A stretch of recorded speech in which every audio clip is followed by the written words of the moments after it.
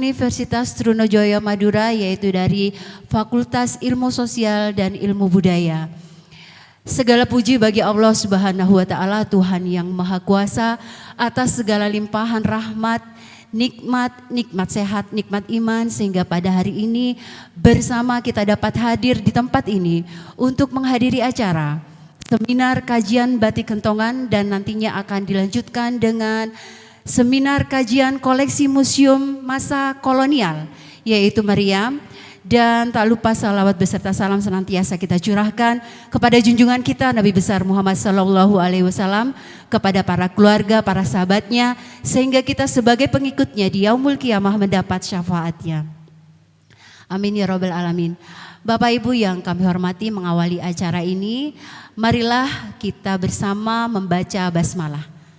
Bismillahirrahmanirrahim. Selanjutnya menyanyikan lagu kebangsaan Indonesia Raya. Hadirin dimohon berdiri.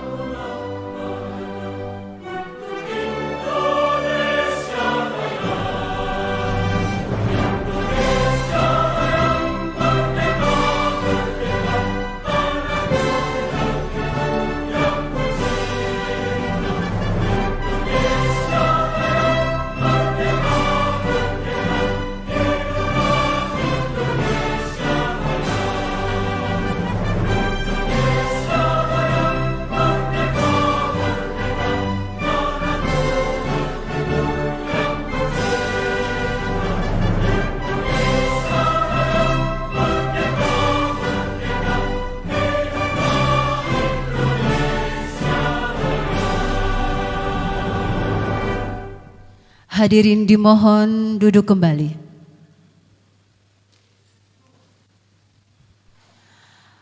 Bapak Ibu yang kami hormati, sebelum acara ini dimulai, marilah terlebih dahulu kita berdoa agar acara ini senantiasa berjalan dengan lancar dan selalu mendapat ridho dari Allah Subhanahu wa Ta'ala. Doa akan dipimpin oleh Bapak M. Andri Kurniawan. Disilakan.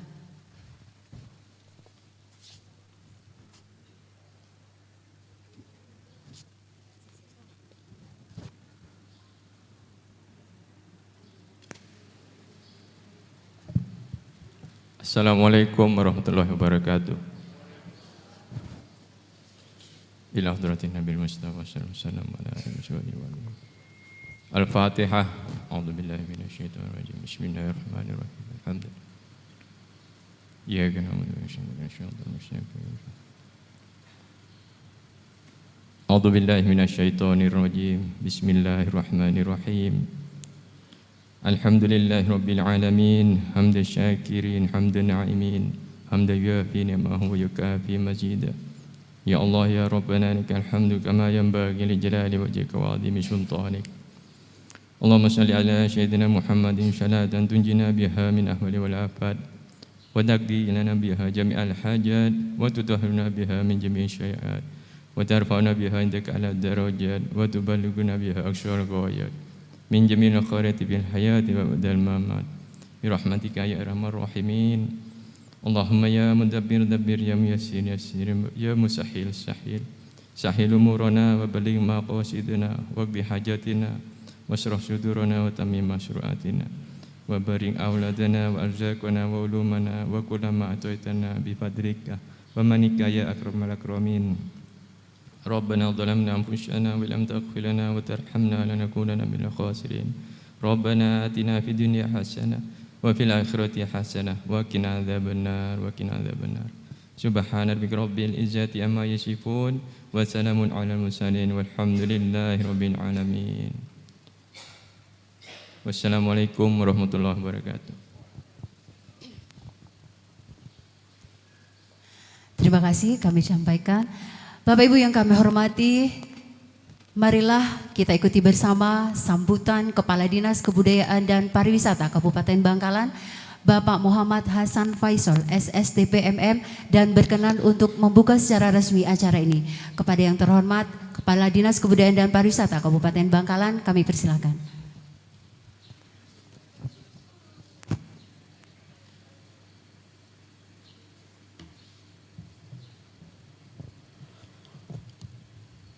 Bismillahirrahmanirrahim. Assalamualaikum warahmatullahi wabarakatuh.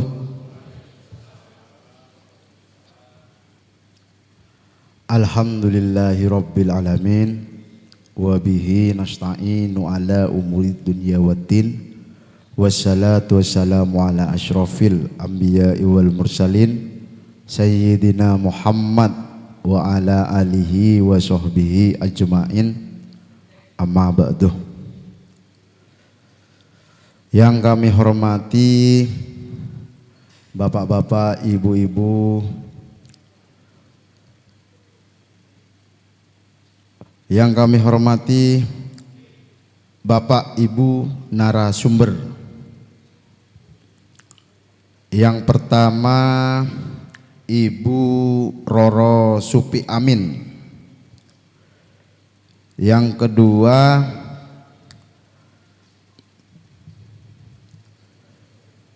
Bapak Alim Hafidz. Ini sama-sama pemilik galeri batik, sama-sama pecinta produk lokal Bangkalan. Kalau Ibu Roro Supi Amin ini juga pejuang makanan khas daerah yang kita kenal, galeri Tresna Art. Kalau Pak Alim Hafidz ini galeri Sulpah Batik. Terus yang selanjutnya, pemateri selanjutnya Ibu Lestari Puji Rahayu. Selamat datang, Bu.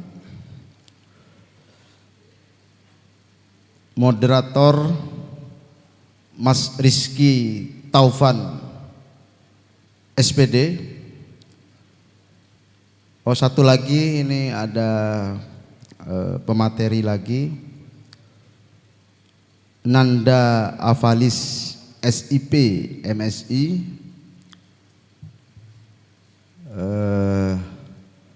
dari Curtin University.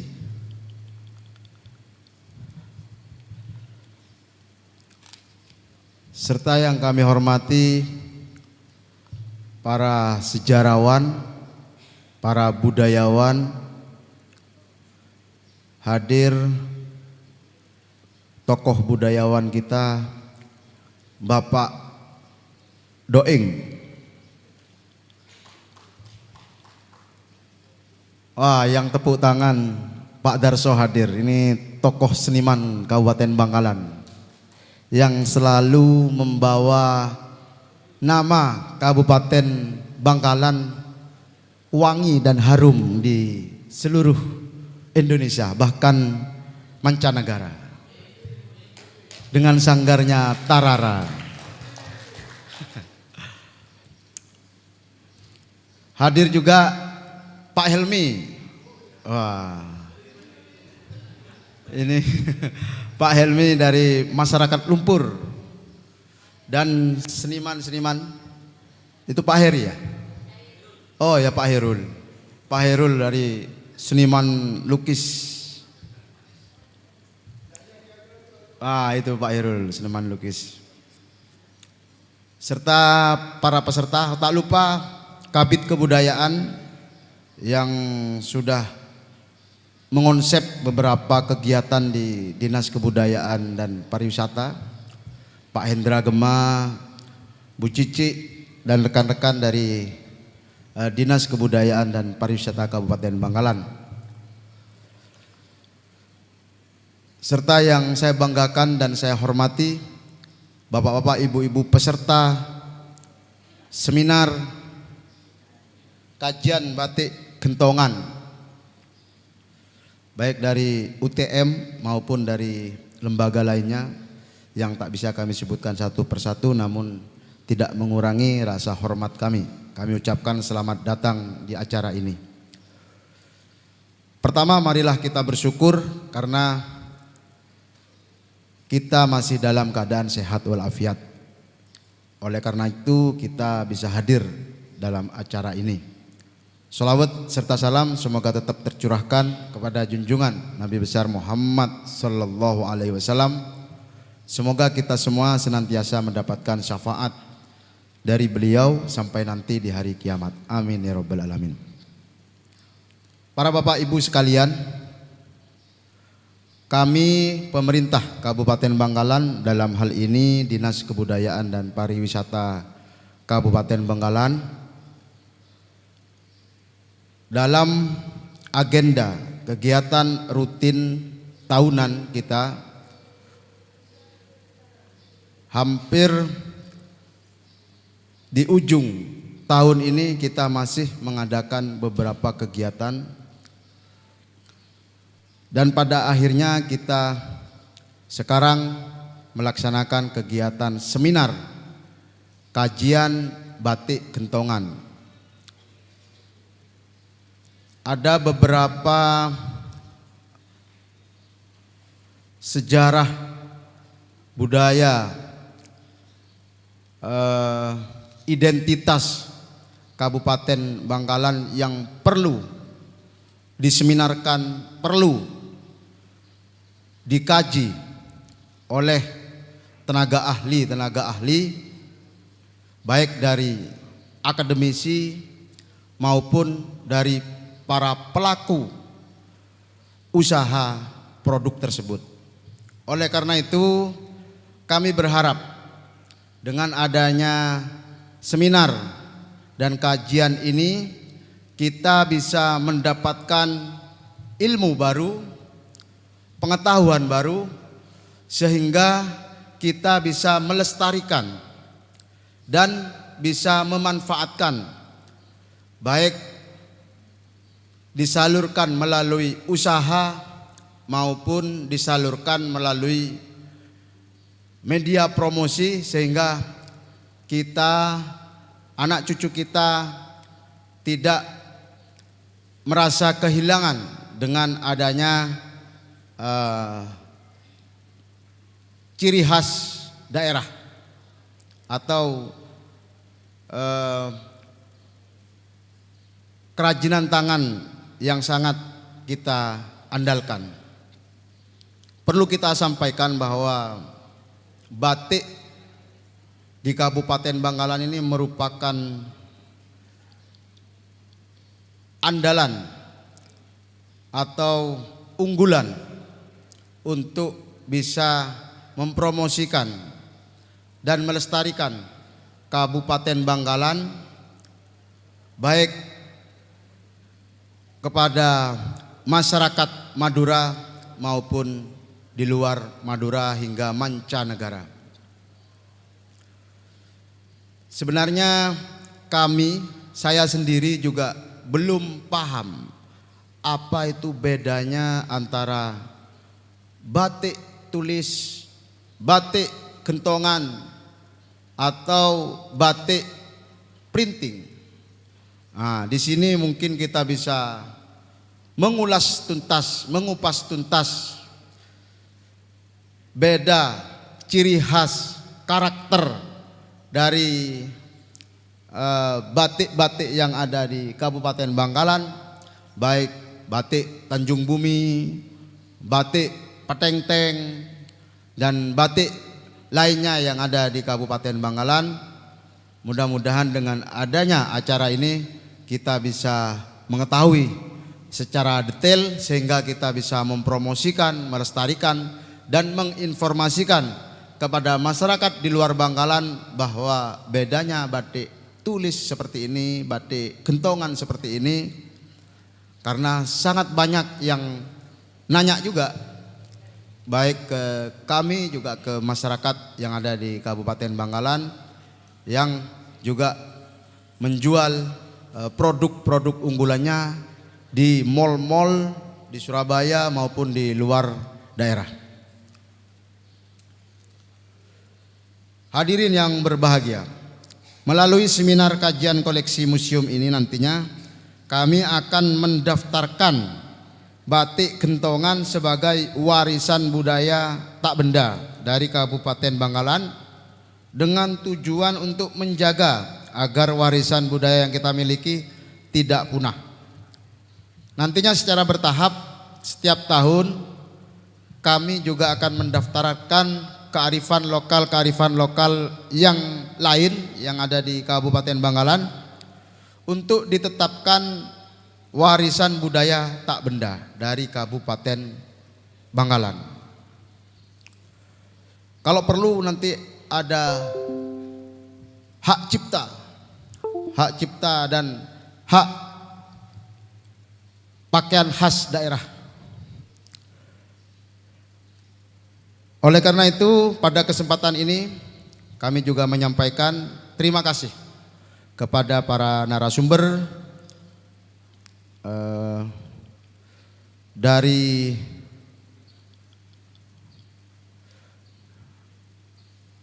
kepada Bapak Nanda Avalis, SIP MSI, PhD, kandidat Curtin University atau Naval Strategi dari Konsulat Jenderal Republik Indonesia di Perth, Australia. Ini yang mana orangnya ya? Oh masih belum datang. Cek melar tuh nyebut akhirnya. Kakok beda orang pas kelero kan lo pate nyaman. Lo pate saya. Nah, dan narasumber yang lain bersedia memberikan materi pada hari ini dan juga kami menyampaikan terima kasih kepada seluruh undangan para hadirin. Nah ini kita berharap nanti ketika para pemateri menyampaikan materinya, harapannya teman-teman bisa ada yang mencatat, ada yang bertanya, fokus agar kita bisa masuk ilmu yang didapat. Akhirnya dengan mengucap Bismillahirrahmanirrahim, maka seminar kajian koleksi museum masa kolonial meriam dan batik gentongan secara resmi kami nyatakan dibuka dan dimulai. Semoga Allah Subhanahu wa taala senantiasa meridhoi langkah kita. Amin ya rabbal alamin. Demikian, wabillahi taufik wal hidayah. Wassalamualaikum warahmatullahi wabarakatuh. Terima kasih kami sampaikan ke hadapan yang terhormat Kepala Dinas Kebudayaan dan Pariwisata Kabupaten Bangkalan yang telah membuka secara resmi acara ini. Bapak Ibu yang kami hormati, sebelum acara seminar kajian batik gentongan ini dimulai, kami akan memanggil terlebih dahulu moderator yang nantinya akan memandu jalannya seminar ini. Maka kami panggil Muhammad Rizky Taufan, ini sejarawan muda aset Bangkalan. Tepuk tangan pada Mas Rizky Taufan. Silakan menempati tempat yang telah disediakan. Mungkin langsung saja ya Mas Taufan ya. Kami akan menyerahkan mikrofon kepada Mas Rizky Taufan. Ini Mas.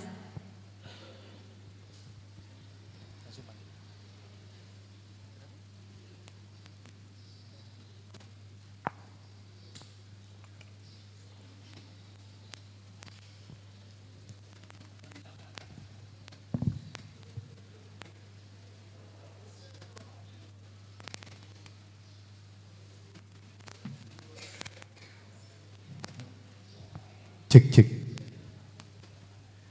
Baik, bismillahirrahmanirrahim. Assalamualaikum warahmatullahi wabarakatuh.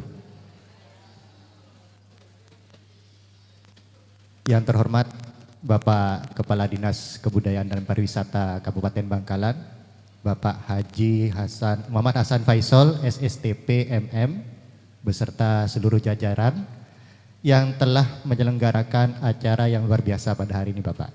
Terima kasih sekali, Bapak. Yang saya hormati, sekaligus langsung saya panggil ke depan, Bapak dan Ibu pemateri kita. Yang pertama ada Ibu Puji Lestari Rahayu, bisa temani saya di depan. Selamat pagi, Ibu. Perlu kita ketahui bersama bahwa Ibu Puji Lestari Rahayu ini sapaan akrabnya adalah Ibu Yayu. Beliau adalah pemilik dari batik Pri Kecil. Alamatnya di Toncung, Burne. Kemudian narasumber kedua kita adalah Bapak Alim Hafiz. Monggo Bapak Alim Hafiz. Ya. Beliau adalah pemilik Zulpah Batik di Tanjung Bumi. Jadi kalau kita lagi jalan-jalan ke Tanjung Bumi bisa mampir ke tempat beliau. Kemudian narasumber kita yang terakhir adalah Ibu Roro Supi Amin. Selamat pagi, Ibu. Beliau adalah pemilik dari Batik Tresna Art, lokasinya di depan Hotel Ningrat. Nah, beliau adalah ketua dari Asosiasi Pengusaha dan Pengrajin Batik Tulis Kabupaten Bangkalan. Baik, alhamdulillah. Kemudian saya sapa juga untuk para peserta diskusi, Bapak dan Ibu sekalian. Ada dari tokoh seni, Bapak dan Ibu dari tokoh seni, kemudian Bapak dan Ibu dari tokoh budayawan, Bapak dan Ibu dari tokoh sejarawan, dan kemudian Bapak dan Ibu dari tokoh akademisi. Kemudian juga hadir di tengah-tengah kita Bapak dan Ibu guru sejarah SMA SMK Selingkup Kabupaten Bangkalan. Juga guru seni budaya SMP Selingkup Kabupaten Bangkalan. Dan juga tidak lupa rekan-rekan mahasiswa, ya, ini semangat muda masih bergelora. Selamat datang. Alhamdulillah, puji syukur kita panjatkan kehadirat Allah Subhanahu wa taala karena atas rahmat, taufik dan hidayahnya kita bisa berkumpul dalam keadaan sehat walafiat. Salawat serta salam semoga selalu tercurahkan kepada junjungan kita Rasulullah.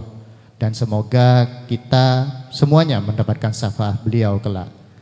Oke, supaya tidak berlama-lama saya langsung bacakan rule-nya dulu.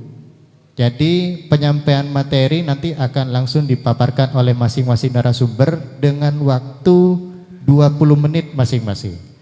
Jadi total penyampaian materi adalah 1 jam. Kemudian ditindaklanjuti dengan sesi diskusi yang masing-masing delegasi dari Bapak dan Ibu peserta ini bisa langsung berdialog dengan para narasumber. Baik, supaya tidak berlama-lama, kita sambut materi pertama kita, yakni akan disampaikan oleh Ibu Puji Lestari Rahayu. Waktu dan tempat saya persilakan.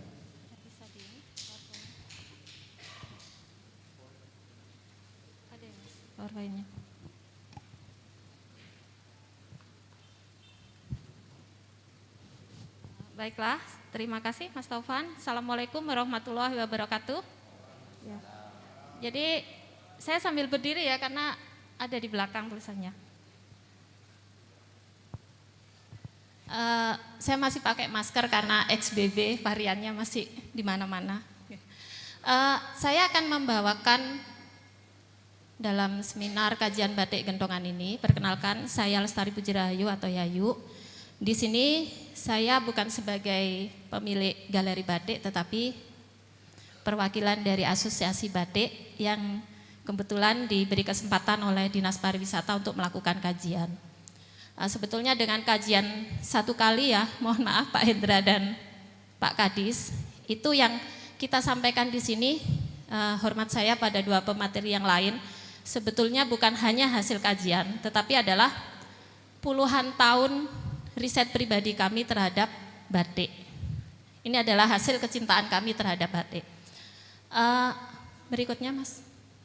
Saya akan membawa judul Mengapa Batik Tanjung Bumi Istimewa. Kajiannya adalah kajian tentang gentongan, tetapi gentongan ini adalah bagian dari batik Tanjung Bumi. Jadi Bangkalan ini ada dua sentra batik, pesisir selatan dan pesisir utara Bangkalan. Nah, ini. Sebelumnya kita akan berangkat ke sejarah batik Indonesia. Kenapa ke situ? Karena untuk membawa cara berpikir kita untuk masuk ke gentongan. Batik seperti Pak Kadis tadi bilang, bedanya printing, gentongan dan enggak ya. Batik itu adalah teknik, ini awalan sebetulnya mujai seger lagi, menggarami lautan, karena yang hadir di sini adalah guru-guru seni budaya, tapi enggak apa-apa saya ulas sedikit bahwa batik itu adalah teknik menghias kain dengan sistem rintang warna dengan perintangnya adalah lilin malam atau dalam bahasa internasionalnya wax resist.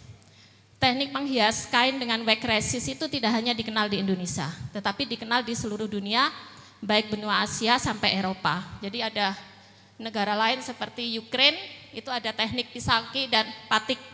Itu sama dengan kita dengan alat yang serupa dengan canting tetapi dalam bentuk yang berbeda.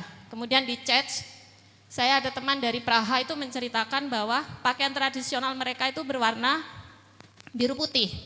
Dan itu didapat dengan teknik wax resist. Kemudian Tiongkok, India, dan tentunya negara tetangga kita yang berebut status. Nah itu wajar karena mereka juga punya. Kemenangan kita di UNESCO itu karena 4 hal. Yang pertama kita pakai canting, yang kedua kita pakai warna alam, yang ketiga batik itu ada dalam sendi kehidupan, dalam upacara adat dan keagamaan, dan yang keempat adalah karena batik punya makna filosofis. Ini yang nggak dipunyai oleh negara lain, sehingga status warisan budaya tak benda itu jatuh ke tangan Indonesia. Tapi kalau kita nggak melestarikan ya bisa jadi dicabut nanti. Nah, tentang batik Indonesia ini terkait sekali dengan Madura. Ini adalah yang tertua adalah Serat Panji Jaya Lengkara. Itu ditulis pada 1770. Nah, ini menceritakan tentang kisah, ini sebetulnya ada dongengnya, yaitu Panji Inu Kertapati dengan istrinya Galuh Candra Kilana dan ada Mbok Rondo Dadapan.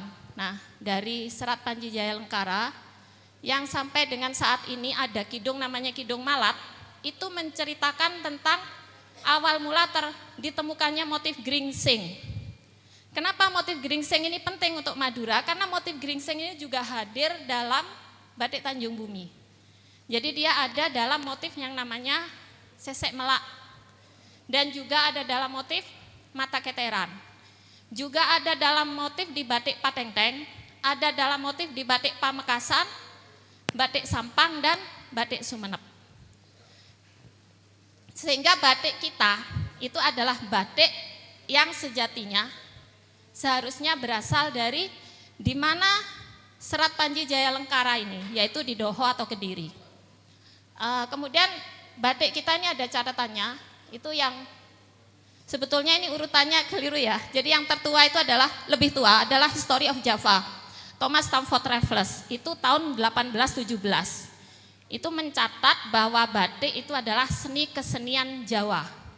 Tetapi kemudian yang menunjukkan betapa tuanya batik atau asal tahun pertama batik di Indonesia itu ada dalam tulisan The Batik Kunst in Nederlands Indie, karya dari G.P. Raufair. Itu menyebutkan bahwa motif geringsing hanya bisa diciptakan oleh canting. Dan motif geringsing itu ada pada peninggalan arkeologi pada abad 12. Dan itu ada di Doho, sehingga disimpulkan bahwa canting ditemukan di Kediri. Kediri itu Jawa Timur ya kawan-kawan. Bapak Ibu, Jawa Timur itu dekat dengan kita. Kita bagian dari Jawa Timur. Jadi sebetulnya sejarah batik Indonesia itu berangkatnya dari Doho. Ini dibuktikan dengan manuskrip, kronik, dan peninggalan arkeolog. Berikutnya Mas Yo. Lalu bagaimana batik Bangkalan ini bermula? Ini adalah sebuah dugaan ya. Jadi pada tahun 2018 sampai 2020 saya tergabung dengan yang namanya tim telusur sejarah dan budaya Bangkalan. Itu melakukan penelitian menemukan bahwa batik itu melewati 2 jalur. Jalur yang pertama adalah melewati jalur pesisir selatan Bangkalan. Berasal dari Doho, masuknya ke pesisir selatan Bangkalan, yaitu daerah yang kita sebut sekarang Patengteng. Tetapi sebetulnya tidak hanya Patengteng, itu tersebar dari Sreseh yang secara administrasi masuk ke Sampang, kemudian Modung, Kuanyar, bahkan ditemukan ada temuan dari penutur itu juga sampai ke daerah Trage. Apakah ini ada buktinya? Jadi di sana ditemukan peninggalan arkeologi berupa arca yang berasal dari masa Hindu-Buddha yang di dalamnya terdapat motif-motif batik. Bahkan ada satu arca yang bisa dipastikan masanya, yaitu arca Harihara, yang merupakan perwujudan dari 2 aliran agama Hindu, yaitu Wisnu dan Siwa. Arca ini hanya ditemukan di 3 tempat, yaitu di Patengteng, di Dusun Mincai, kemudian di Selo Mangleng Kediri, dan kemudian di Candi Simping Blitar. Yang lain ada di Museum Nasional, dan yang arca Harihara ini masih di Patengteng dalam keadaan rusak. Nah ini adalah bukti arkeologi, karena ketika tidak ada catatan yang menyatakan, maka kita harus mencari bukti dari benda lain.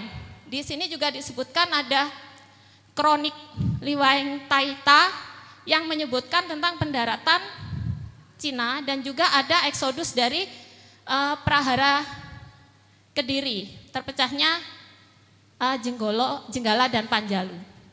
Sedangkan dugaan lewat jalur utara itu terkait karena batik Bangkalan Utara ini karakternya sama sekali berbeda dengan batik Bangkalan Selatan. Ada dugaan bahwa batik Bangkalan Selatan itu berjalan menuju Sampang, Madegen, kemudian ke utara ke Kokop, ke Ketapang, Banyu Ates, ke Tanjung Bumi, atau langsung dari Kokop ke Tanjung Bumi. Tetapi kalau dilihat karakternya itu berbeda. Kalau dianggap bahwa perbedaannya hanyalah masa Hindu dan Hindu, Buddha dan Islam, itu tidak akan ke karakter goresan. Perbedaannya hanya pada setilasi motif, di mana Islam mengajarkan motif tidak sama dengan makhluk hidupnya dan Hindu membolehkan. Tetapi ada perbedaan istimewa di Tanjung Bumi, itu adalah karakter goresan. Nah ini yang kemudian kami menduga bahwa jalur masuknya batik Tanjung Bumi itu berbeda dengan jalur masuknya batik Patengteng. Dan itu tidak menyatakan bahwa Patengteng lebih tua atau Tanjung Bumi lebih muda atau sebaliknya. Kami menduga bahwa jalur masuknya berbeda.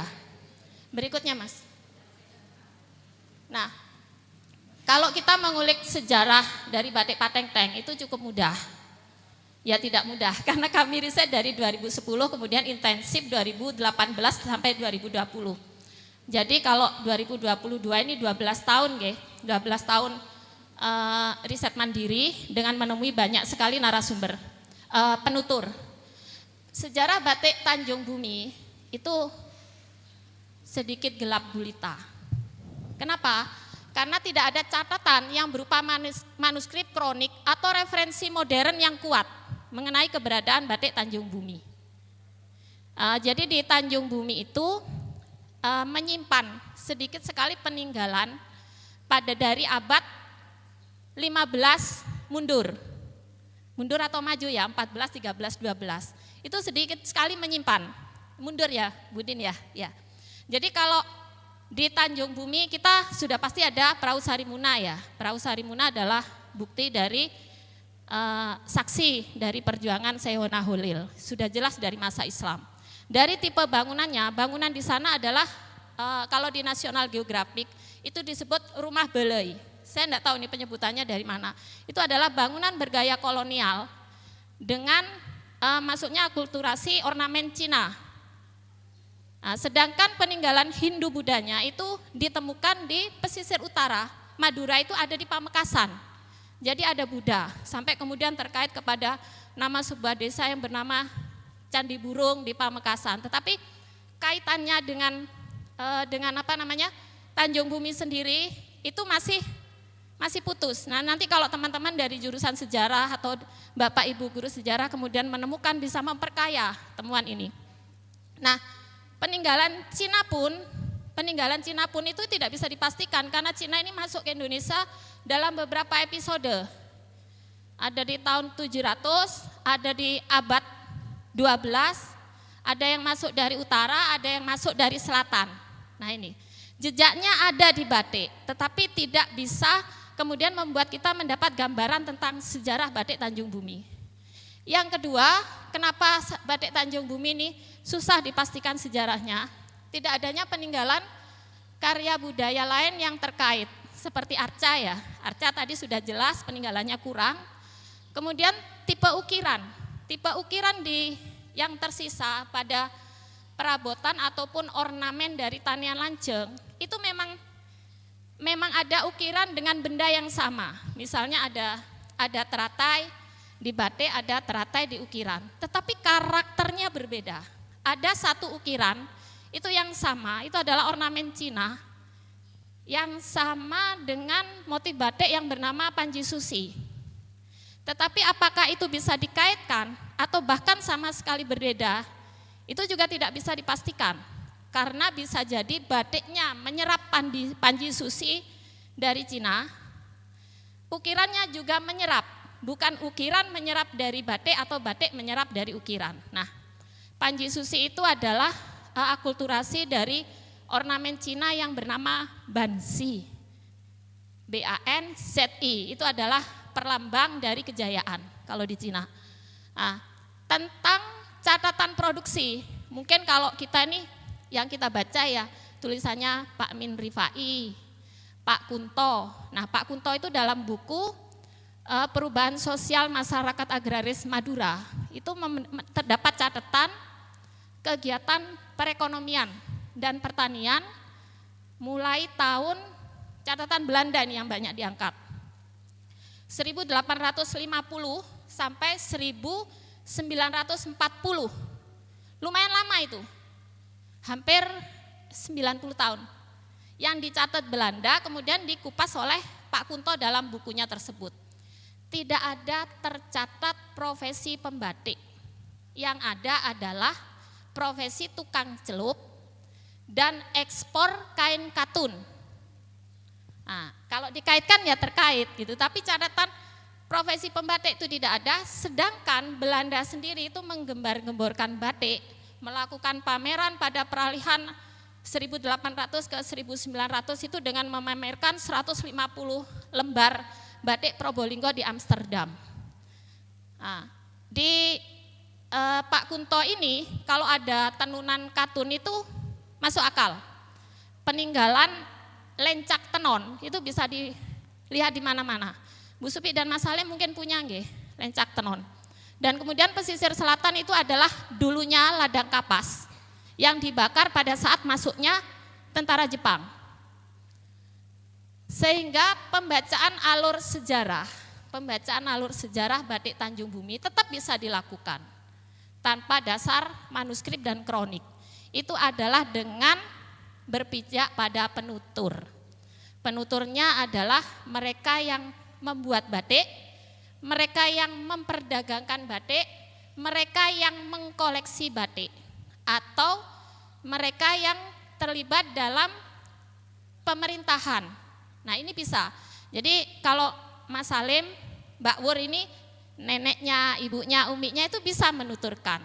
Sehingga sejarah batik atau kisah batik itu kami rangkum berdasarkan penutur. Jadi dari sumber lah, namanya penutur A, B, C. Nah, itu butuh triangulasi.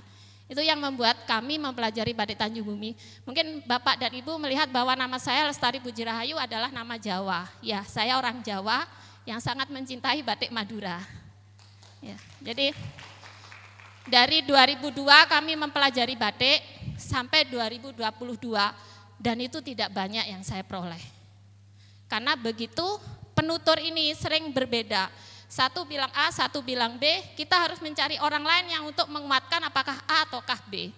Kemudian yang kedua adalah dengan mempelajari spesimen batik. Mas Alim menyatakan bahwa batik Tanjung Bumi itu adalah batik yang berkembang pada masa perkembangan Islam. Jadi kalau Islam di Bangkalan itu Islam Oghuk ya, dan itu memang sulit karena kita punya foto, kita punya sejarah yang dicatat adalah sejarah dan fotonya para bangsawan. Sedangkan batik kita adalah batik pesisir yang dipakai mulai dari rakyat jelata dan mungkin kalau bangsawan mau pakai ya pakai. Tapi bangsawan kita itu adalah mereka yang menggunakan busana yang dibawa dari Mataram. Sehingga kalau mencari foto-foto tua bahkan di Leiden itu kalau yang batik Tanjung Bumi itu jarang terlihat. Nah itu yang membuat kami gelap gulita ini. Semoga nanti Mas Salim, Bu Supi bisa melengkapi rumpang-rumpang yang ada di dalam penelitian kami. Spesimen batik. Nah apakah kemudian bisa dipastikan bahwa batik Tanjung Bumi hanya berkembang pada masa Islam?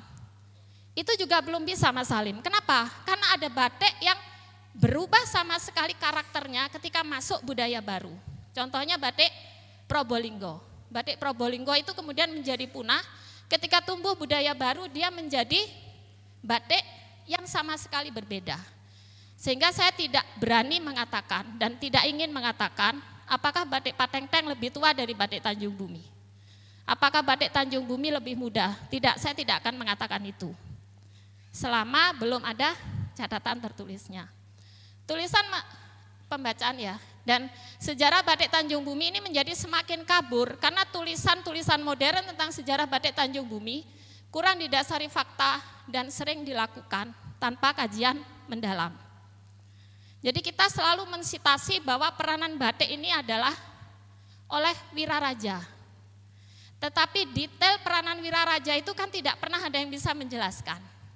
Selain bahwa beliau adalah yang berkuasa sejak zaman Majapahit belum berdiri di Sumeneb karena membantu Raden Wijaya untuk membuka hutan tarik.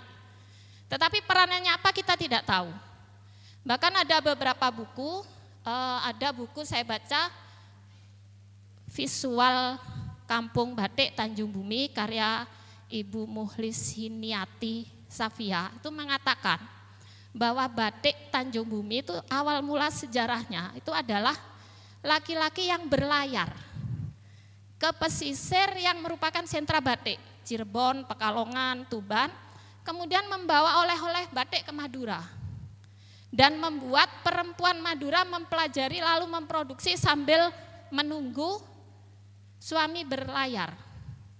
Itu juga perlu dipelajari karena kan sebuah benda di bawah, kalau mungkin zaman sekarang saya dapat oleh-oleh dari Singapura, wah benda apa ini? Saya kulik di YouTube, oh ada tutorial cara membuatnya. Nah zaman dulu itu kan tidak mungkin terjadi.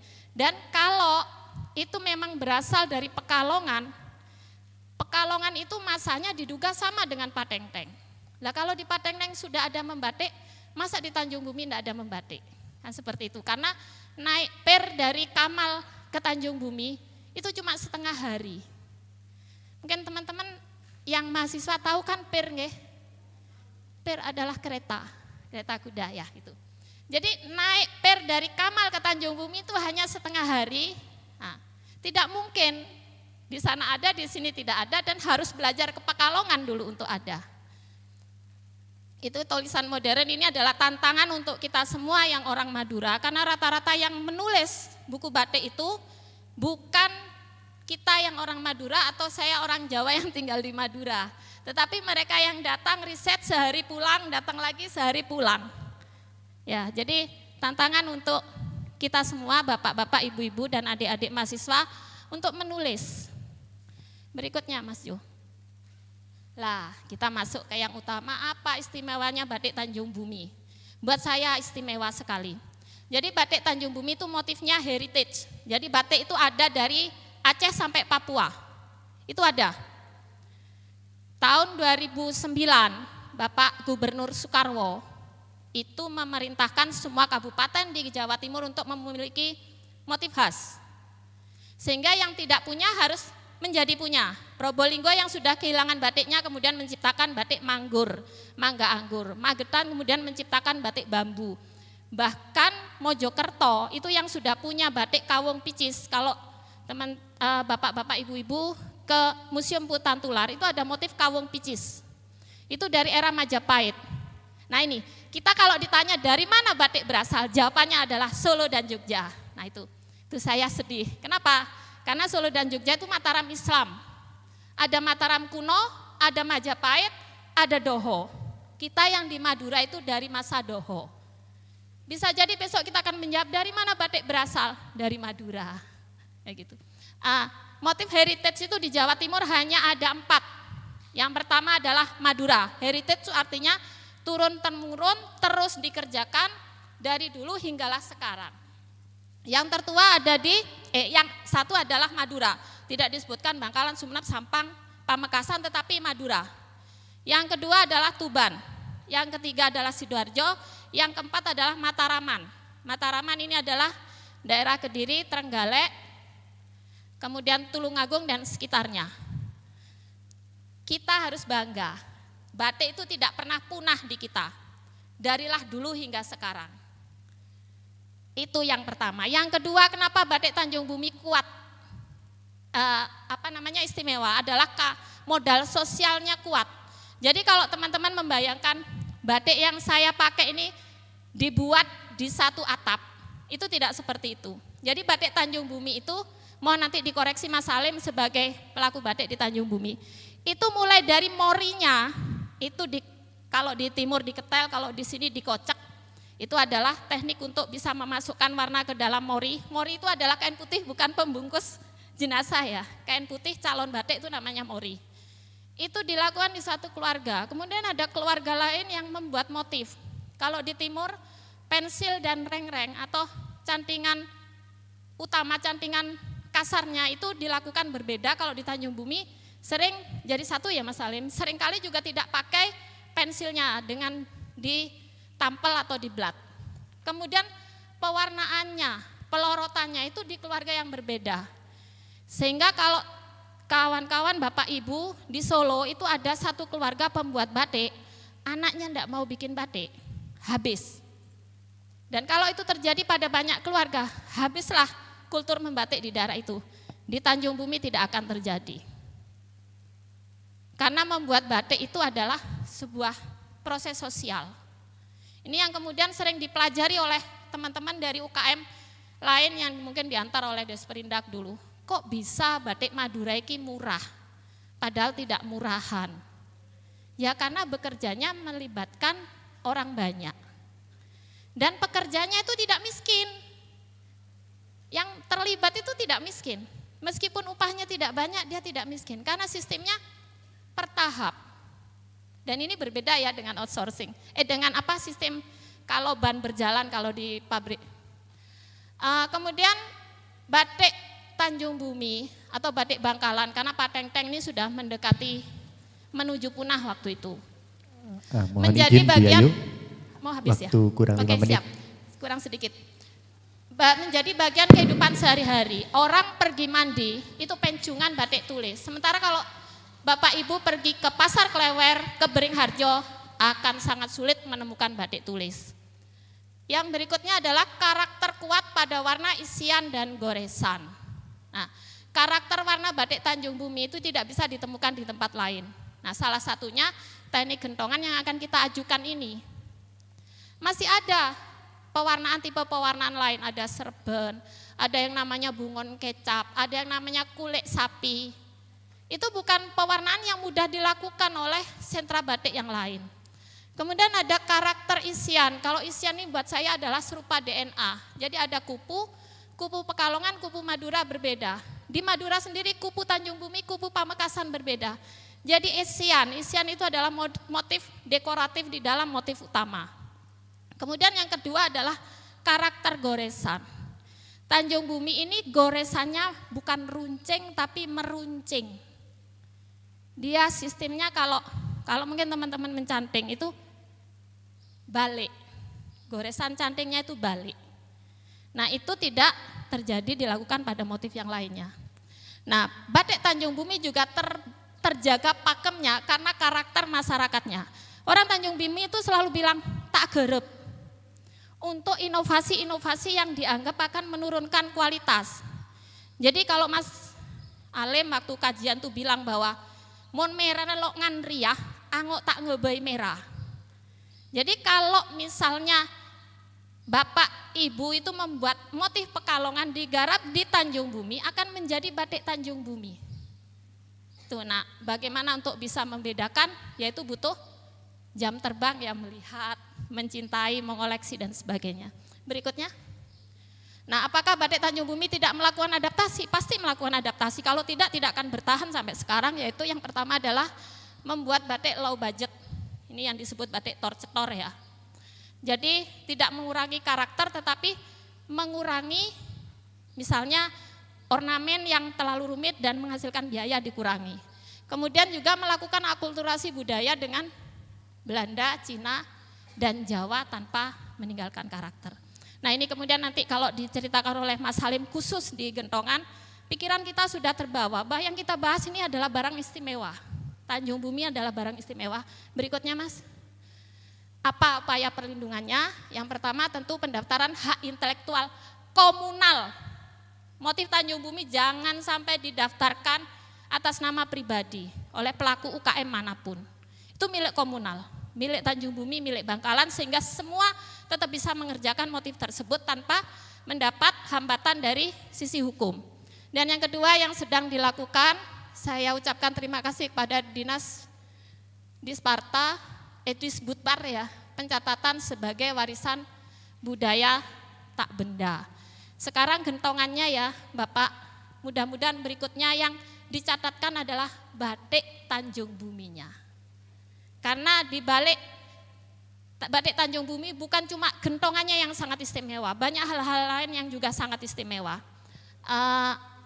Jadi ini dua berbeda, kalau hak intelektual komunal itu ke Kemenkumham, kalau ini ke Kementerian Kebudayaan, dua kementerian yang berbeda. Baiklah dari saya melanggar ya Mas Taufan, mohon maaf. Saya senang menceritakan yang saya cintai. Terima kasih atas perhatiannya. Salam Wastra Indonesia. Assalamualaikum warahmatullahi wabarakatuh. Waalaikumsalam warahmatullahi wabarakatuh. Ya, terima kasih kepada Ibu Yayu atas penyampaian materi tentang sejarah batik dan mengapa batik Tanjung Bumi menjadi istimewa. Kemudian dilanjutkan ke materi kedua yang akan disampaikan oleh Bapak Alim Hafidz. Waktu dan tempat kami persilahkan. Monggo Bapak.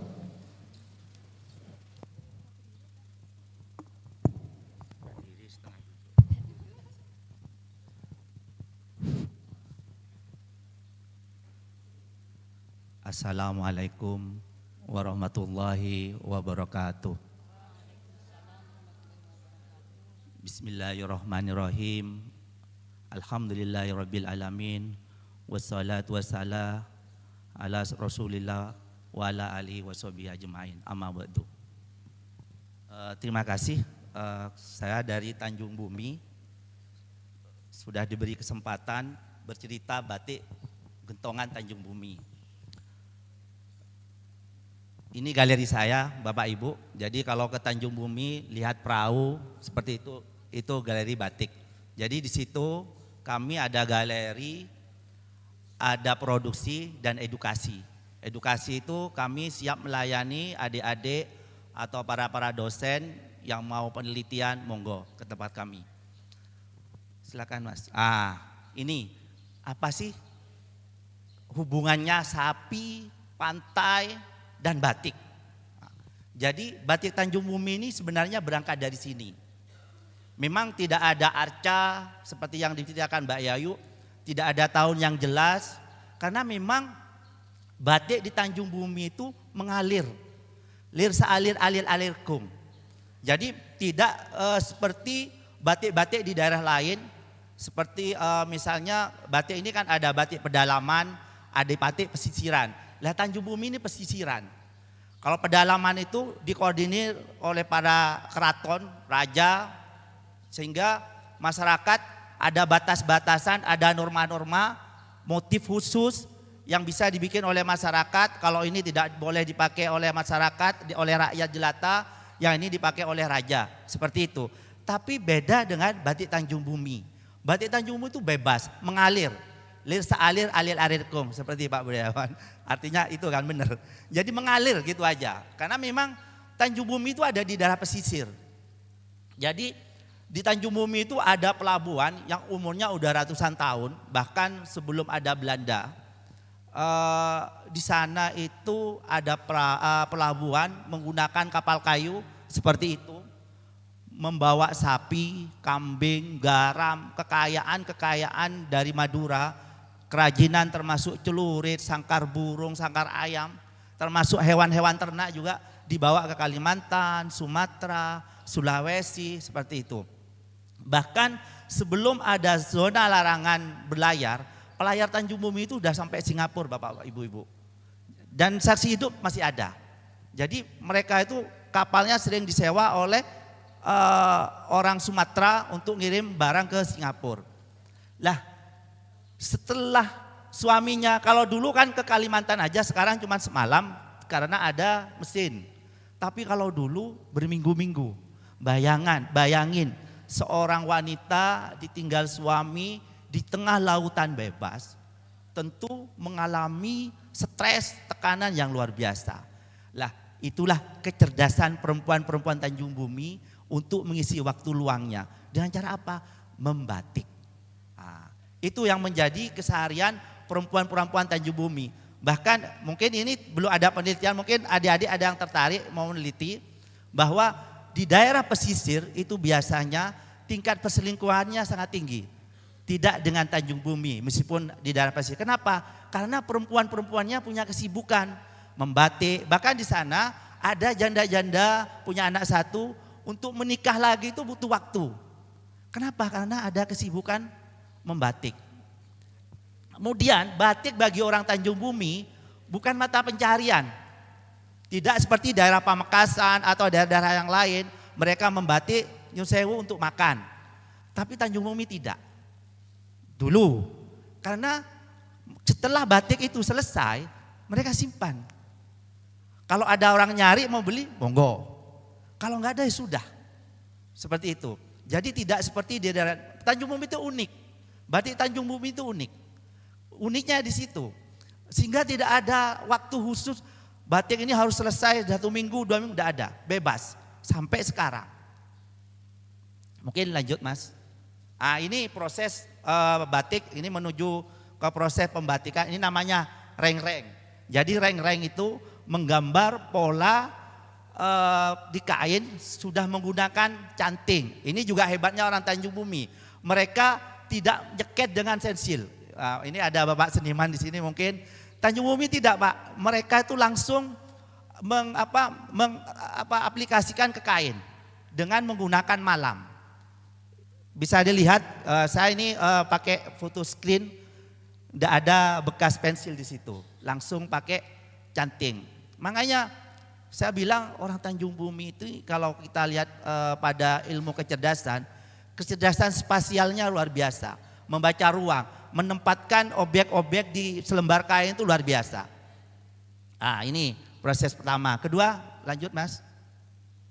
Ini isen-isen. Jadi isen-isen itu dari objek tadi itu ngisi yang ini. Isen-isen. Jadi ada tangan khusus yang mengerjakan itu. Kemudian Mas, baru tanahan. Tanahan ini Cepon Reng Tanjung Bumi kuri. Kata orang Jawa tanahan, ada juga yang bilang background. Jadi ininya, backgroundnya. Ini ada 2 teknis. Pertama kuri, yang kedua tepengan. Tepengan itu di tembok kata orang Jawa. Jadi nanti jadinya seperti ini.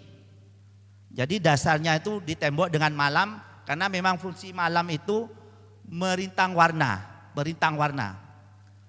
Kemudian Mas, kemudian ini tidak jelas. Sebenarnya ini udah ada warna, ini juga ada warna. Ini setelah tadi itu di warna merah. Ada yang warna biru dulu, digentong dulu, atau warna merah dulu, kemudian dilorot.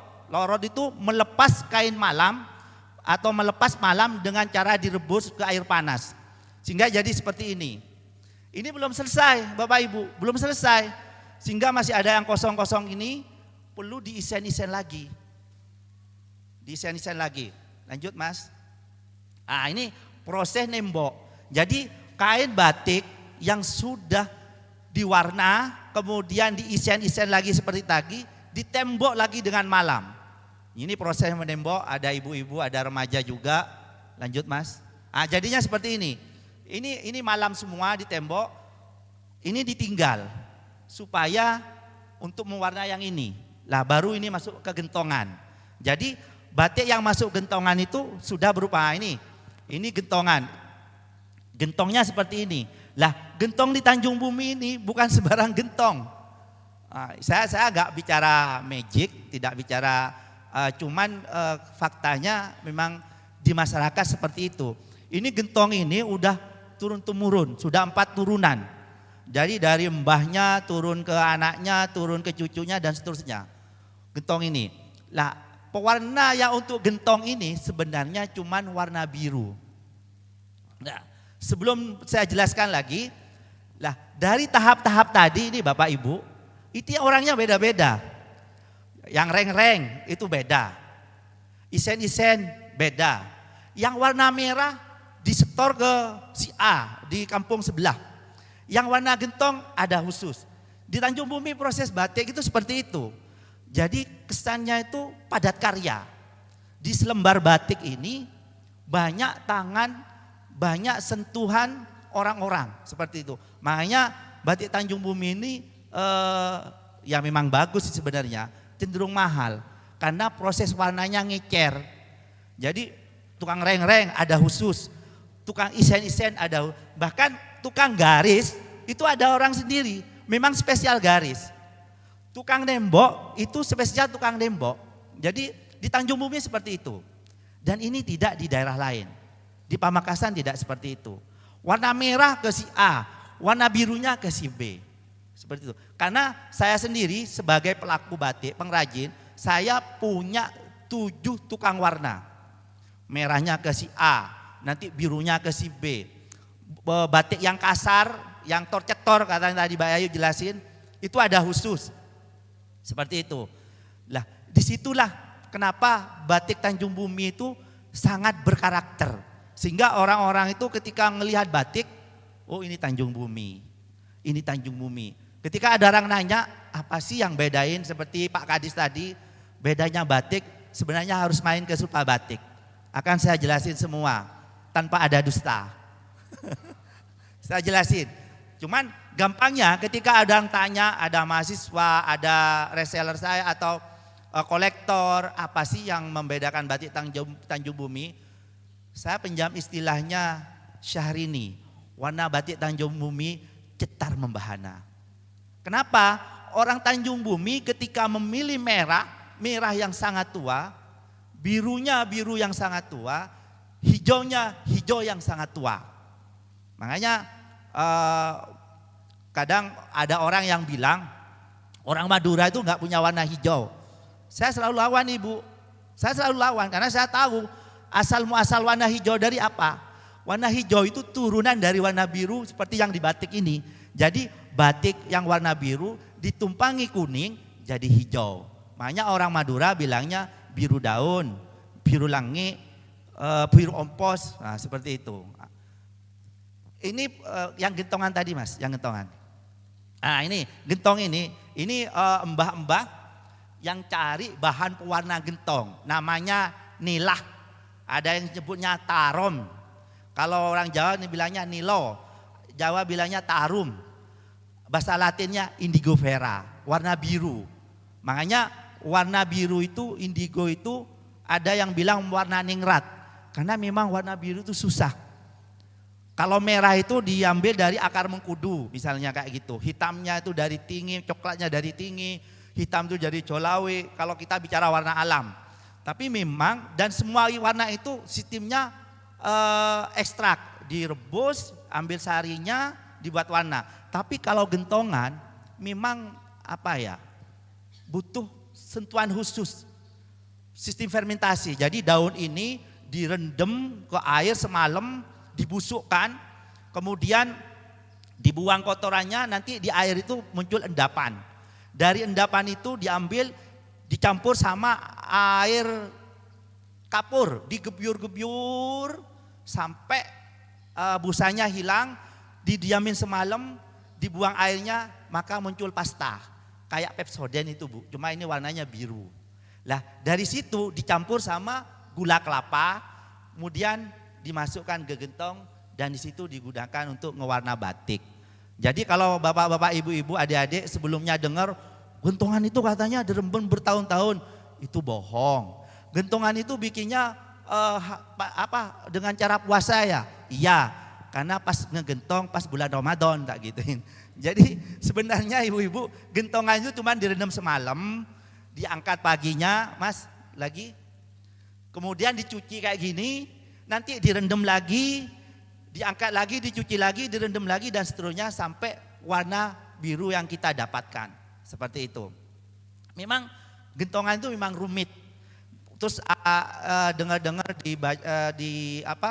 dibakarin dupa, memang iya Bapak Ibu, karena memang begini, mungkin itu warisan dari orang tua sebelumnya memperlakukan seperti itu. Dan karena memang orang tua kita dulu itu kan sangat arif ya, tiap melakukan sesuatu mesti ada ritual. Cuman kita jangan anggap bahwa ritual itu di situ sirik, enggak. Mereka menunjukkan rasa bersyukur.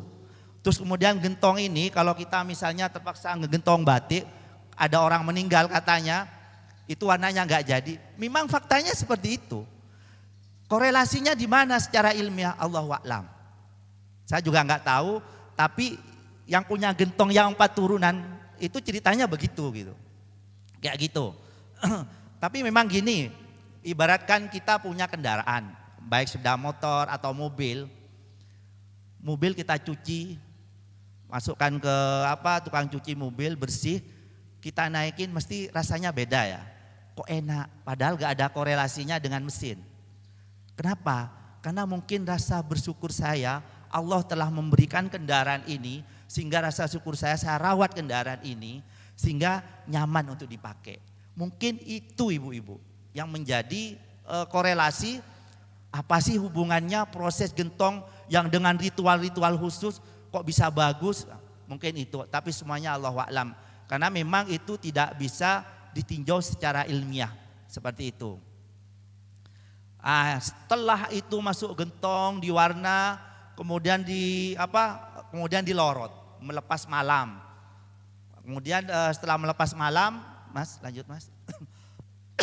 Jadilah batik Tanjung Bumi yang cantik seperti ini. Ini motif Panji Susi yang cerita Bayuyu tadi, kayak gini.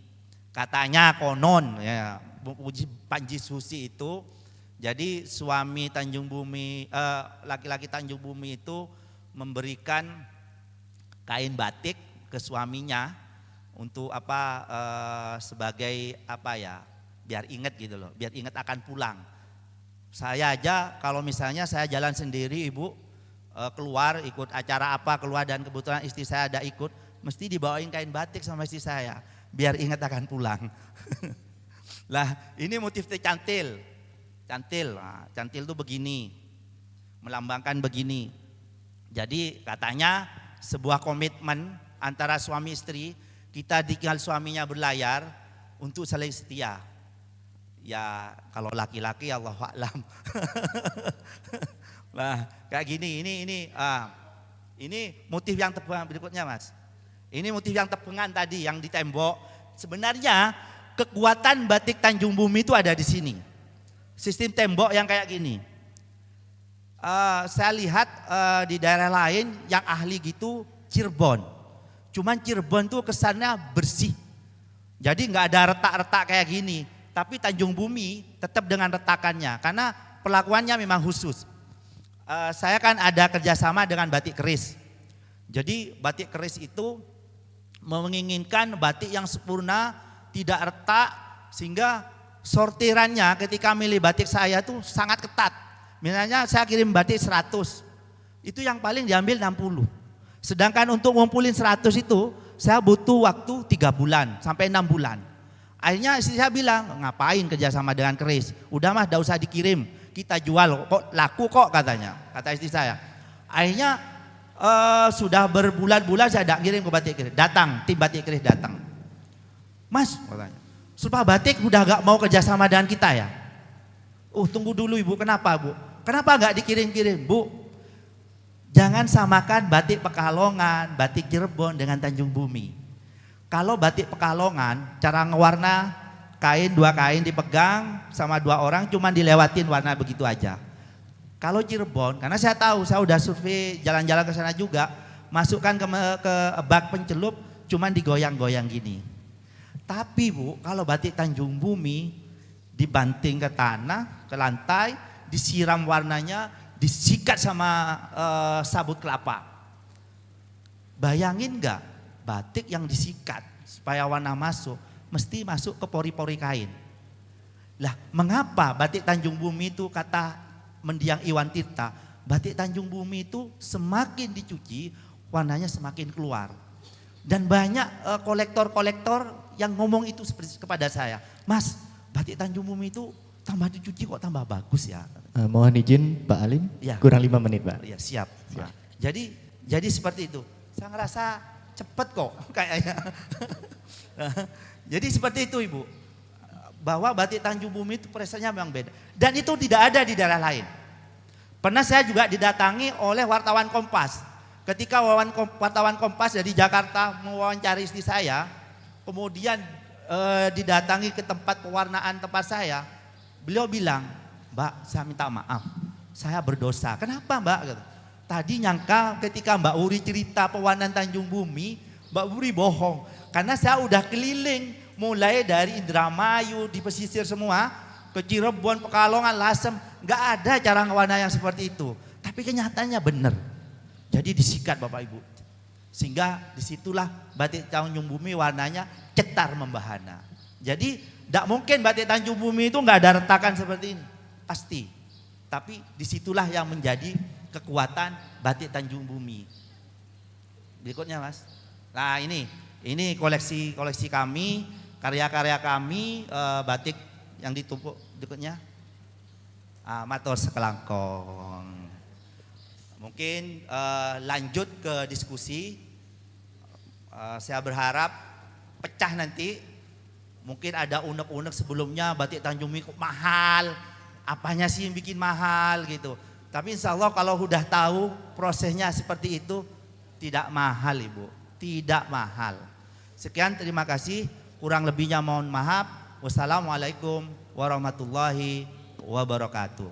Waalaikumsalam warahmatullahi wabarakatuh. Kita berikan aplaus untuk Pak Alim Hafiz.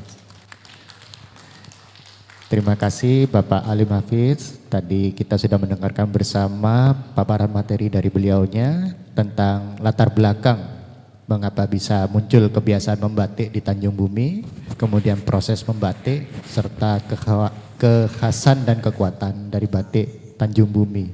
Kemudian kita dengarkan bersama-sama materi selanjutnya yang akan disampaikan oleh Ibu Roro Supi Amin.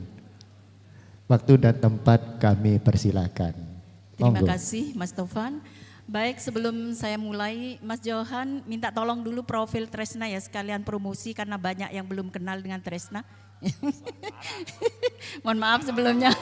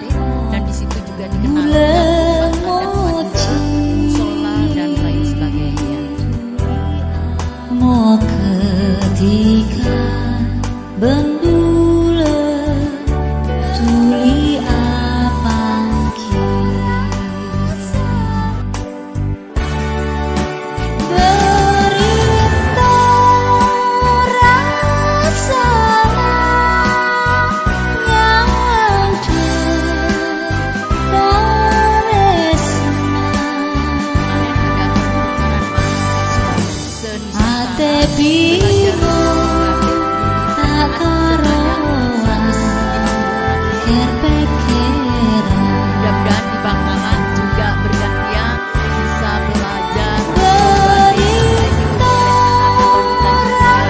bisa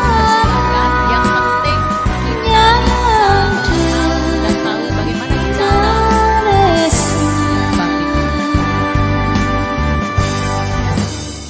Ate bingung tak karuan ker pikiran.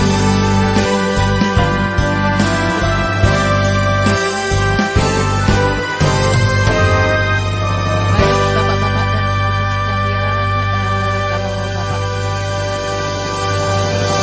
Alim dan Bu Yayu tadi berdiri di sana, saya di sini akan berdiri di podium biar kelihatan seperti pejabat, enggak apa-apa ya.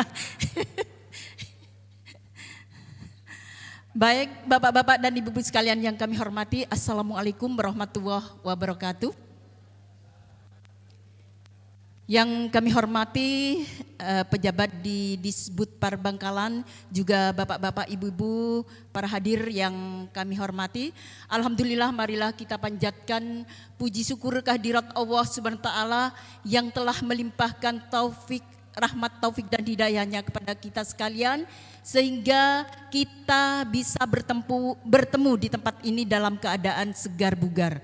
Mudah-mudahan pertemuan pagi ini dapat barokah dari Allah Subhanahu wa taala dan bisa membawa manfaat untuk kita semua, khususnya bagi para bapak dan ibu guru yang diundang hadir di tempat ini.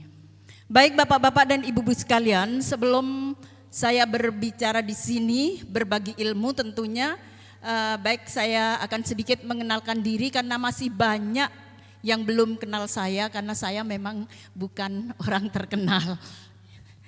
Baik, saya biasa dipanggil dengan panggilan Ibu Supi. Kalau tadi ada Roro, jangan Mas ya, jangan dipasang.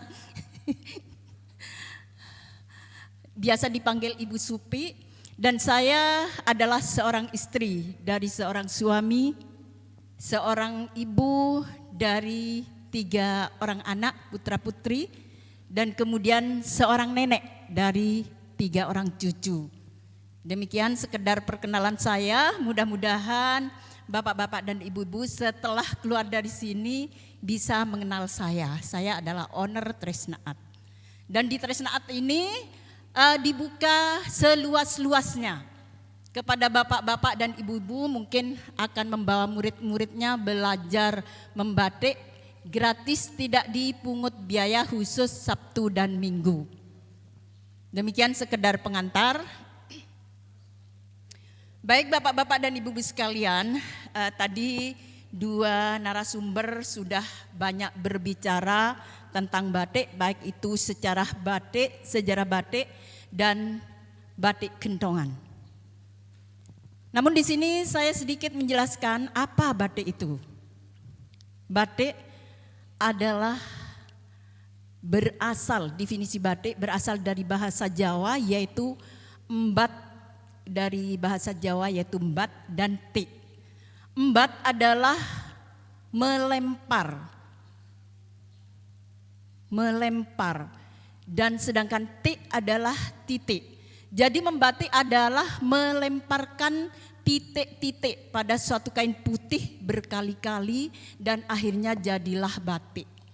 Walaupun hanya titik-titik yang ibu bapak-bapak lemparkan pada suatu kain itu, dengan proses pencantingan dan memakai malan, bukan melempar titiknya dengan batu ya Bu ya, tapi dengan malan yang pakai canting, itu bisa sudah disebut batik.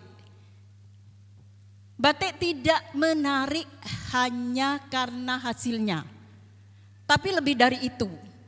Batik menarik perhatian karena prosesnya. Proses yang sangat rumit dan membutuhkan keterampilan, ketelatenan, kesabaran dari pebatik itu sendiri. Bapak-bapak dan ibu sekalian, batik pada tahun 2009 telah ditetapkan sebagai warisan budaya Indonesia oleh UNESCO. Hal ini sebenarnya sangat membanggakan untuk kita, karena batik memang merupakan karya seni yang ditinggalkan oleh para leluhur kita, para nenek moyang kita. Dan sampai sekarang masih tetap, batik itu tetap diproses, terutama di sentra batik di Tanjung Bumi sana. Dan di sentra-sentra lainnya seperti itu. Jadi kenapa kita tidak melestarikan? Karena itu merupakan warisan leluhur kita yang harus kita lestarikan. Karena kalau bukan kita yang melestarikan, siapa lagi?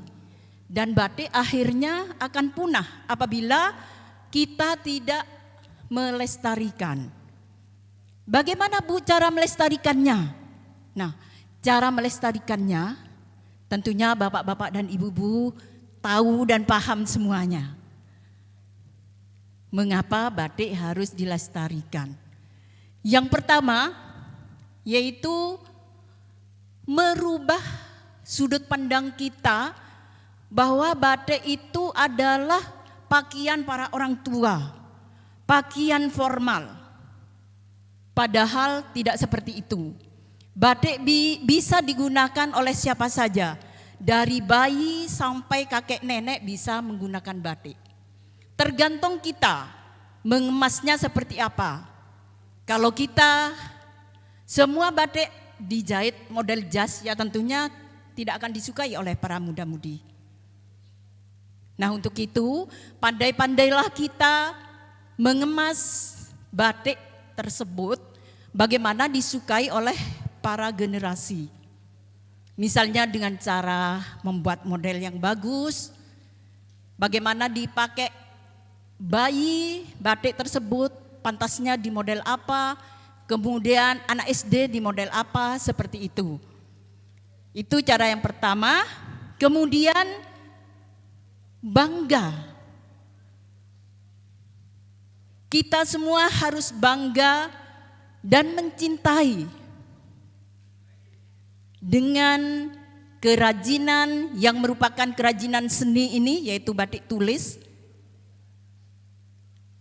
Cinta dan bangga, kemudian tentunya mengenal batik itu seperti apa, terutama batik tulis ya, yang dibicarakan di sini bukan batik lain-lain, yaitu batik tulis, terutama batik tulis Tanjung Bumi. Yang pertama tadi yaitu mengubah image, mengubah mindset, mengubah ini tadi sudut pandang. Kalau batik tulis itu ternyata bisa dipakai dari bayi yang baru lahir sampai kakek nenek. Sampai meninggal pun kita memakai batik untuk rorop katanya orang ini ya. Itu yang bisa kita ini. Kemudian memperkenalkan batik tersebut kepada halayak ramai. Memperkenalkan batik kepada halayak ramai. Dengan cara apa? Dengan cara misalnya mengadakan event-event, misalnya lomba fashion, kemudian juga pemerintah juga di sini yang sangat penting dan harus mengambil bagian dari cara melestarikan batik tersebut, yaitu dengan cara mengadakan pameran-pameran, kemudian juga mewajibkan di sini mumpung ada Bapak dan Ibu guru ya, mungkin mewajibkan terutama guru-gurunya diikuti oleh siswa-siswanya untuk mengenakan batik tulis khas Tanjung Bumi. Itu salah satu cara. Nah, kalau ini sampai terjadi di Kabupaten Bangkalan, insya Allah batik tulis Bangkalan, terutama ya di sini notabene Tanjung Bumi, saya pikir tidak akan punah dimakan usia ataupun dimakan rayap ataupun dimakan apa. Karena kita telah berusaha untuk melestarikan keberadaan batik tulis tersebut. Salah satu hal dan bukan rahasia dan bukan rahasia lagi bahwasanya produksi umumnya dilakukan oleh orang-orang tua. Dan ini sudah tidak terpakai lagi karena yang memproduksi batik tulis khususnya di Tanjung Bumi ini, kalau dulu memang para orang tua, hanya orang tua saja yang memproduksi batik tulis. Tapi sekarang sudah tidak. Yang muda-muda pun, terutama para ibu-ibunya yang sudah disebutkan oleh Mas Alim tadi, para ibu-ibu menunggu kedatangan suaminya dengan cara membatik. Mengubur kesepiannya, menunggu kedatangan suaminya dengan cara membatik. Dan konon juga ada Mas, istilah-istilah miring. Kalau batik Tanjung Bumi itu banyak yang motif burung. Awalnya memang banyak yang motif burung. Kenapa? Konon menurut cerita, karena ibu-ibu itu tadi mengusir kesepiannya dengan sambil membayangkan burung suaminya. Apa seperti itu Mas Salim? Apa benar seperti itu? Ya. Ya.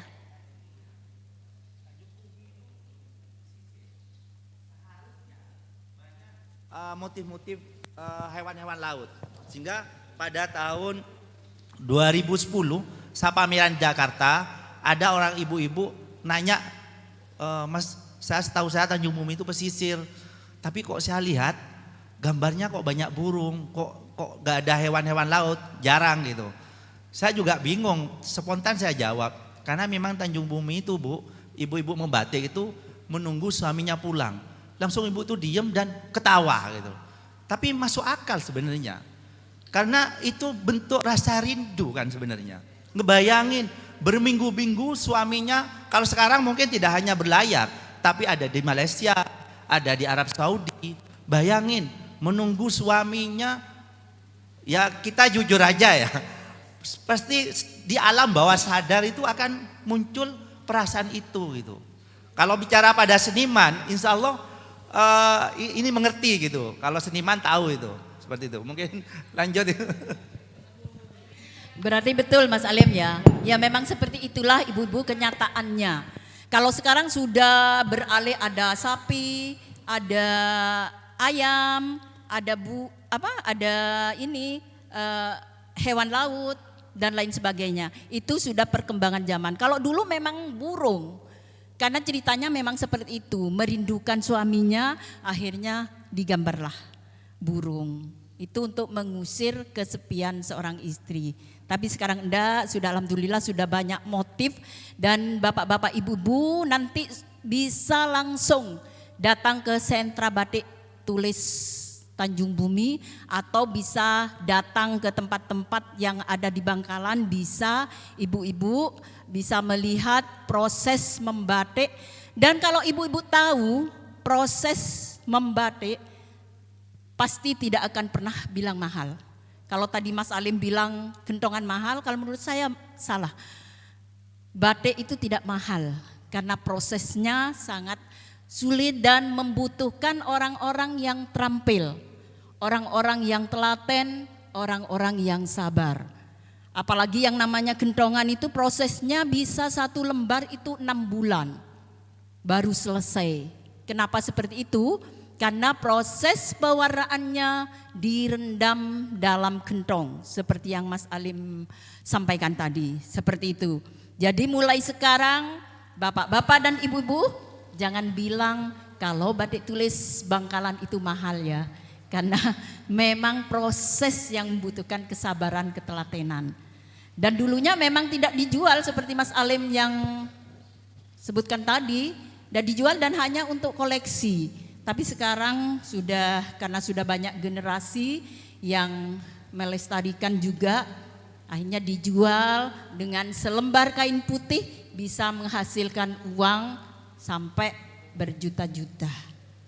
Kalau bapak-bapak dan ibu-ibu tidak usah belajar untuk jadi pengrajin, tidak mungkin bisa. Jadi hanya cukup mengenal dan bisa mempraktekkan gimana caranya menuangkan malam ke kain putih.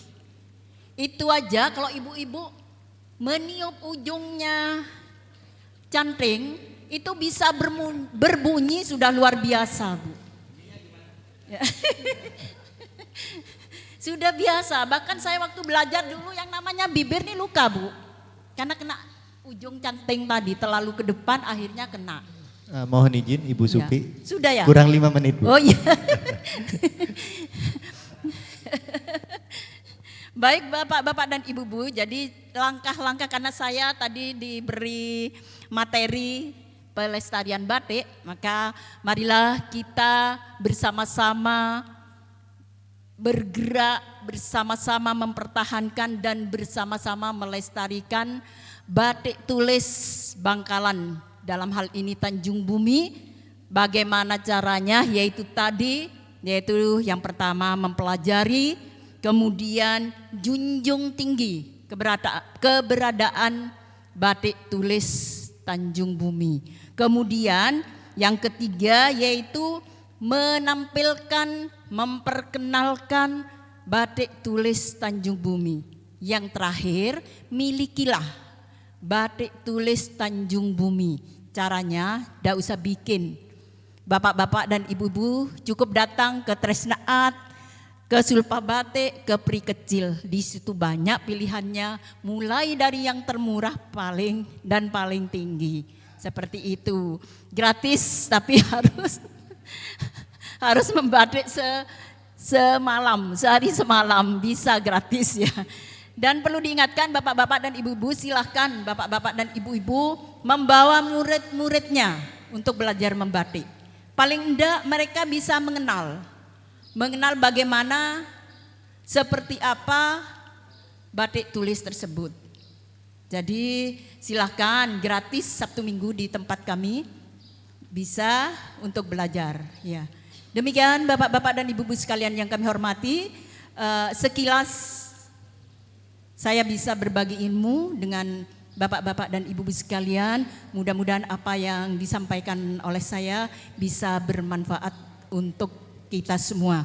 Dan segala kekurangannya wajar karena kami selaku manusia biasa. Kesempurnaan hanya milik Allah. Demikian atas perhatian dan kehadiran bapak-bapak dan ibu-ibu, kami tak lupa mengucapkan banyak-banyak terima kasih.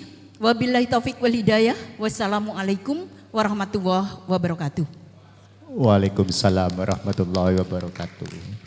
Terima kasih Ibu Supi. Ya alhamdulillah sudah kita dengarkan bersama materi dari Ibu Roro Supi Amin. Jadi tentang definisi batik dan upaya pelestarian serta strategi gimana batik ini bisa dikenal dan juga dipakai oleh berbagai generasi dan seluruh pihak. Alhamdulillah sesi pertama sudah kita lalui bersama, jadi kita lanjutkan ke sesi diskusi.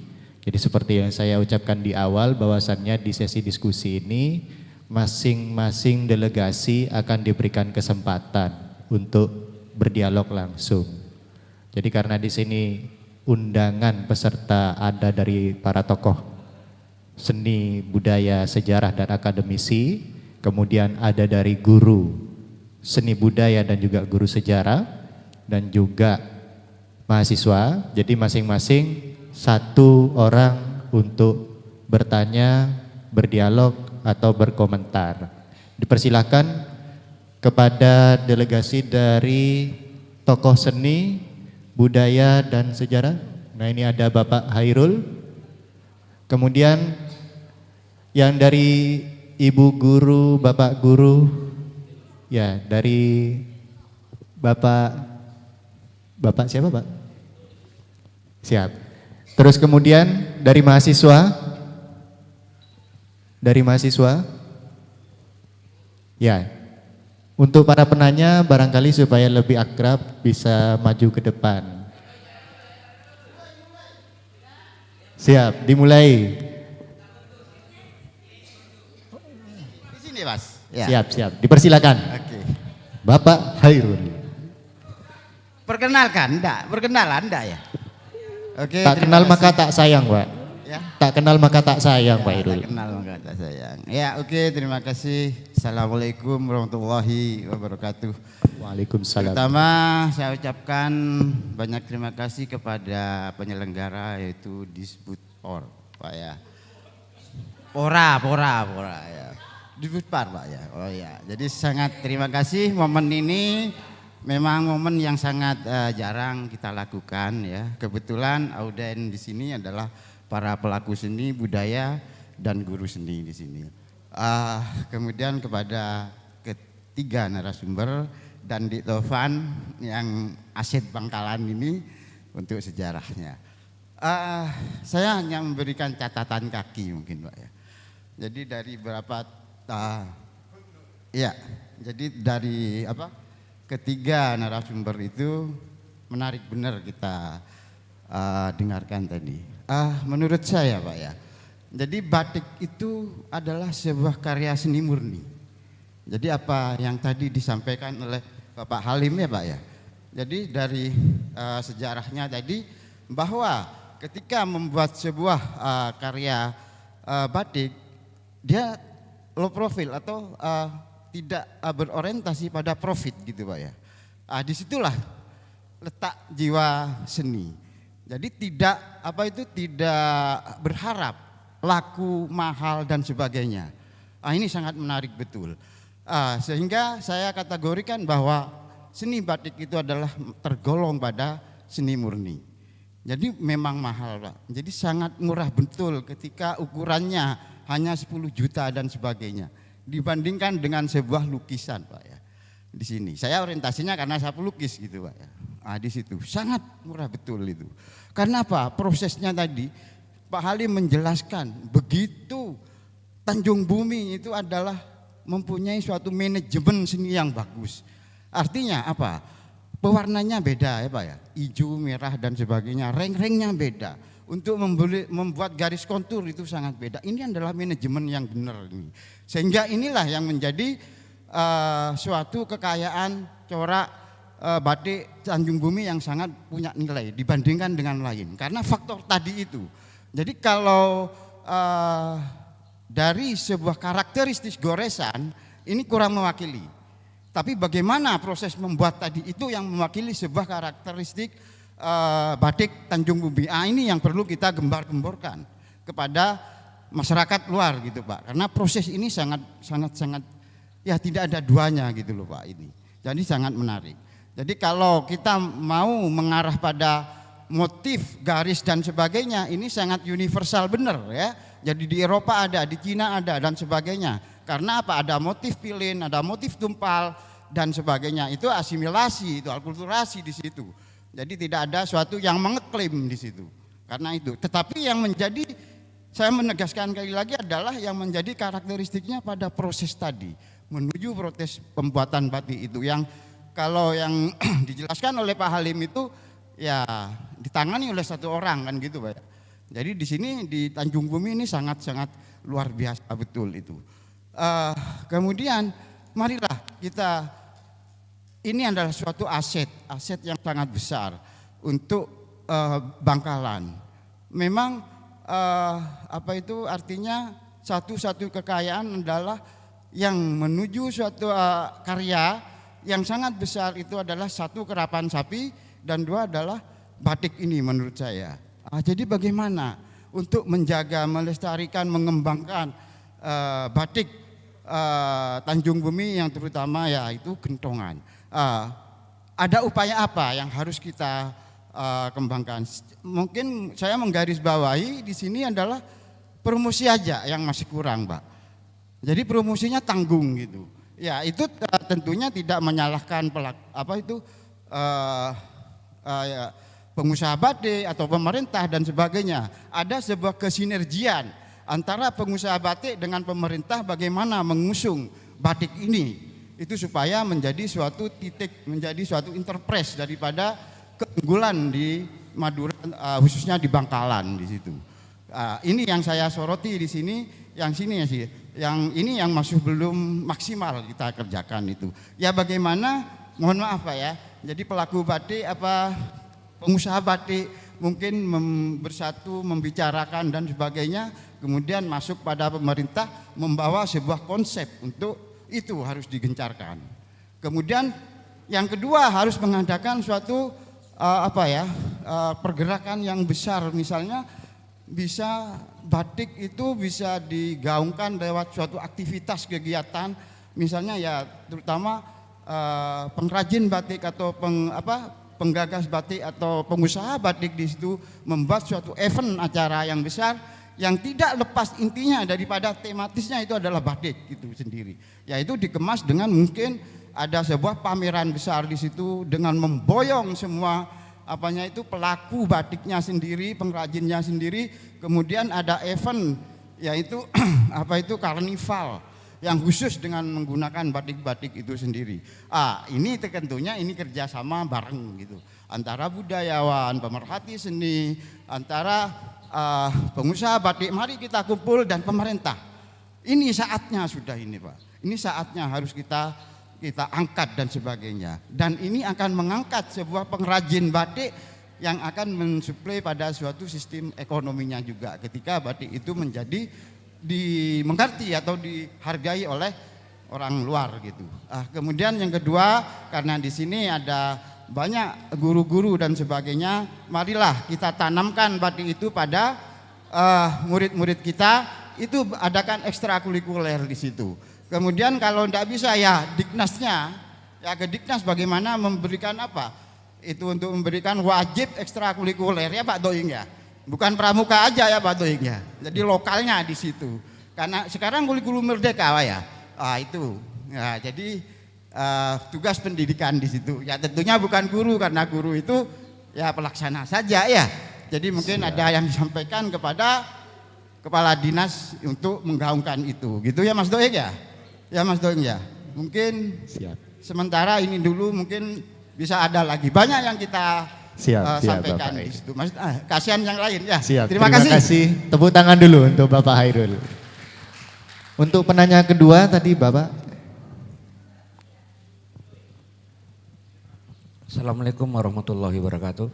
Waalaikumsalam warahmatullahi wabarakatuh. Sebelumnya saya mengucapkan terima kasih sebenarnya adanya seminar kajian tentang batik gentongan ini dari Dinas Pariwisata dan yang ada di Bangkalan. Cuman satu masukan dari saya pertama adalah perlunya materi dari penyaji. Permisi Bapak, ya. Untuk nama panjenengan Bapak? Nama saya Muhammad Yazid dari SMA 4 Bangkalan. Ya, Di sini kami tidak dapat materi tentang batik gentongan ya, sehingga tidak bisa mempelajari sedikit lebih dalam lagi. Sementara yang diberikan adalah dari museum aja.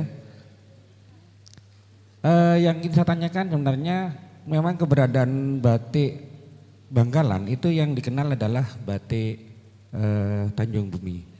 Cuman masyarakat kita banyak belum mengenal lebih dekat lagi meskipun orang Bangkalan.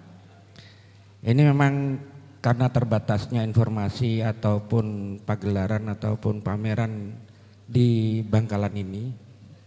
Itu yang pertama. Kemudian yang kedua memang di sekolah-sekolah ini memang kurang juga tentang batik ini di lingkungan para pelajar kita.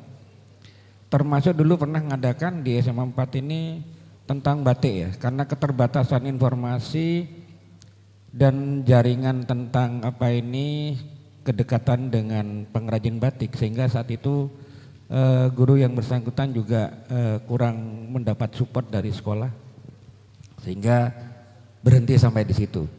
Nah mungkin kedepannya mungkin bisa jadi pertimbangan lagi agar mengenal batik. Tadi Bu Ayu juga menyampaikan tentang sejarah batik ya, itu luar biasa sekali. Cuman yang ingin saya tanyakan adalah tolong disampaikan kembali tentang perbedaan batik Patengteng dengan batik batik Tanjung Bumi Bu ya. Itu saja dari saya, terima kasih. Mungkin bisa mendapat sedikit pencerahan dari Ibu atau para penyaji yang lain. Terima kasih.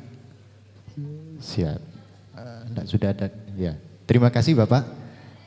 Kemudian tadi yang dari mahasiswa, ya silakan Mas.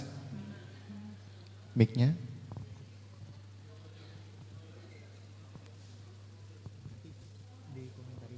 Bismillahirrahmanirrahim. Assalamualaikum warahmatullahi wabarakatuh. Perkenalkan, saya Ilham Maulana, perwakilan dari BEM FISIP UTM. Nah, untuk siap.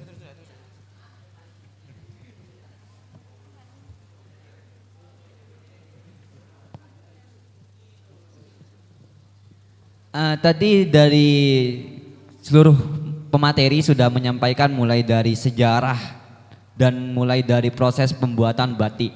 Nah, di sini pertanyaan saya sedikit simpel para pemateri. Nah, yang saya tanyakan bagaimana mengenai nilai jual dan esensi dan juga filosofi yang membuat batik tulis ini lebih baik dari batik lainnya. Itu yang menjadi poin penting dari pertanyaan saya. Mungkin itu saja. Terima kasih. Wassalamualaikum warahmatullahi wabarakatuh. Waalaikumsalam warahmatullahi wabarakatuh. Luar biasa semangatnya generasi muda. Oke, langsung saja supaya tidak mengulur waktu terlalu banyak. Masing-masing pertanyaan bisa langsung ditanggapi oleh para narasumber berurutan dari Ibu Yayu. Terima kasih Pak Hairil, masukannya terima kasih. Mudah-mudahan sinergi ya, kata besarnya adalah sinergi dari pengrajin, pemerhati dan pemerintah. Ini ada wadahnya ya Pak ya. Juga terima kasih atas apresiasinya bahwa batik ini termasuk dijual murah. Yang disebut 10 juta Pak, yang 100.000 juga ada, seperti itu. Padahal itu karya tangan 100%. Kemudian dari Bapak siapa yang SMA 4? Dari Bapak nggih Pak, saya tadi kurang dengar namanya, mohon maaf. Mengenai materi ya Pak ya, karena memang mohon maaf memang kurang waktunya, tetapi kami batik peri kecil saya kira Mas Salim dari Sulpa dan Bu Supi membuka apabila siswa-siswi dari Bapak ingin mempelajari hal tersebut, kita akan sharing-sharing yang kita tahu Pak. Kalau untuk penulisan tadi materi sejarah dan sebagainya memang kurang Pak, kurang. Jadi pengetahuan itu menjadi pengetahuan yang ada di kepala kami masing-masing. Kita ini memang punya kekurangan, tidak punya budaya menulis. Itu kita tidak punya budaya menulis sehingga kalau saya nanti berakhir kontraknya di dunia, dikubur yang saya pelajari ya ikut terkubur Pak, seperti itu. Dan itu yang menyebabkan apa yang kita cari itu sulit karena memang sejarah gulap gulita karena tidak ada budaya mencatat. Terus perbedaan batik Patengteng dan Tanjung Bumi karena kita fokusnya di batik gentongan, saya tidak mau kemudian menyanyiakan waktu untuk membahas batik bentongan. Kalau untuk Patengteng, kami kebetulan riset cukup lama dan terbuka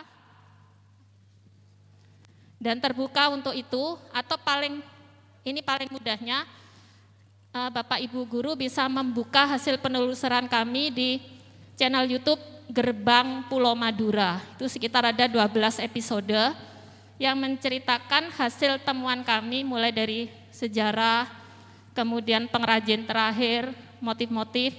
Itu bisa dicari ya Pak, Gerbang Pulau Madura, gampang kok. Di situ ada, tapi kemudian kajian selanjutnya ini sedang kami susun, dan juga Dinas Disbudpar itu juga sudah menyusun. Itu bisa juga dicari tautannya di Prosiding Seminar Budaya Nasional UTM tahun 2019. Itu prosidingnya Bu Dinara bisa bisa dibuka linknya, atau mungkin menghubungi LPPM. Itu laporan kajian kami setelah diseminarkan itu masuk dalam prosiding tersebut. Tapi yang lebih utama peri kecil membuka pintu kami untuk yang mau belajar tidak hanya teknik, tapi juga untuk diskusi masalah hal-hal lain terkait batik Bangkalan. Kemudian untuk mahasiswa dari fisik ya, nilai jual, esensi, dan filosofi, sebetulnya penghargaan terhadap batik Bangkalan itu kalau dalam hal material ya, dalam hal uang, itu kurang dihargai. Ada kesan bahwa batik Bangkalan ini batik kasaran, kayak gitu, itu ada. Dan kita sendiri kadang dianggap tidak menghargai karya kita sendiri. Tetapi memang itu yang tumbuh dan berkembang di kehidupan kita. Batik kita yang terjangkau, yang secara rupiah nilainya rendah, itu hidup, tumbuh dan berkembang dan bisa memakmurkan. Karena juga ranknya itu Mas, dari yang murah sampai yang mahal itu lengkap. Mau yang puluhan juta ada, mau yang 100.000 ada, 75.000 juga ada. Itu kita harus berterima kasih kepada pengrajin yang tidak menghargai tinggi karyanya. Karena itu adalah salah satu tonggak pelestarian. Batik tulis bisa dijangkau, bisa dipakai. Bayangkan kalau semua batik tulis mahal. Tahun depan statusnya UNESCO bisa pindah ke negara lain. Nah, itu sumbangsi Madura untuk batik Indonesia. Mengenai filosofi, kalau saya pribadi, saya menganggap bahwa yang diceritakan tentang selembar kain itu bukan sekedar makna filosofi, tetapi story behind. Kalau apalagi di batik Tanjung Bumi ya Mas ya, karena pengaruhnya Islam. Kita masyarakat Islam ini tidak menggantungkan nasib pada selembar kain. Kita tidak akan terangkat derajat kepandaian, kemuliaan hanya karena kain, tetapi karena tengka itu. Beda dengan kalau misalnya di kultur yang lain, kalau mati ini, kalau tingkepan ini, kalau menikah ini, besan kainnya ini, orang tua pengantin kainnya ini. Nah kita ini yang batik Tanjung Bumi ini yang ada adalah story behind penamaan, behind penciptaan. Tetapi makna filosofisnya yang terkait dengan nilai-nilai apa ya, kayak di batik keraton, itu pada dasarnya kalau di batik pesisir tidak ada. Karena batik pesisir itu adalah batik keseharian, batik rakyat. Perbedaannya adalah status sosial.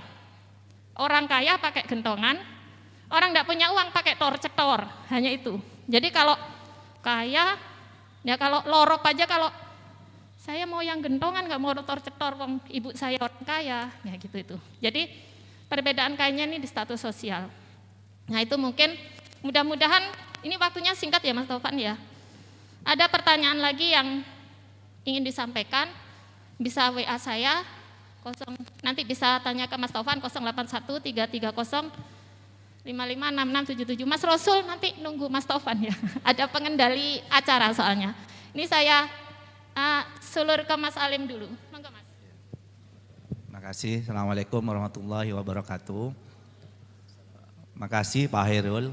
Jadi memang benar Pak, bahwa pengrajin batik, saya memandang mereka itu seniman, tidak lebih dari seniman.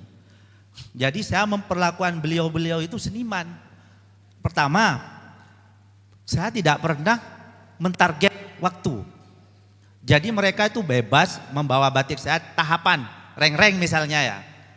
Ini seminggu harus selesai. Tidak, isen-isen misalnya. ini 2 minggu harus selesai. Tidak seperti itu. Cuman yang saya jaga, saya bikinin motif seperti ini karena motif memang dari kami, dan kami memang tidak kami memandang mereka seniman, termasuk upah. Saya menghargai betul upah mereka gitu. Kenapa?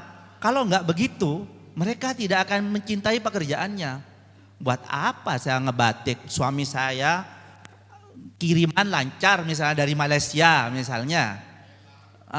Jadi saya memandang mereka memang seniman, dan sangat rugi sebenarnya kepada pemerintah ketika suatu daerah punya kekayaan seni atau kerajinan yang luar biasa tidak diperhatikan, sangat rugi.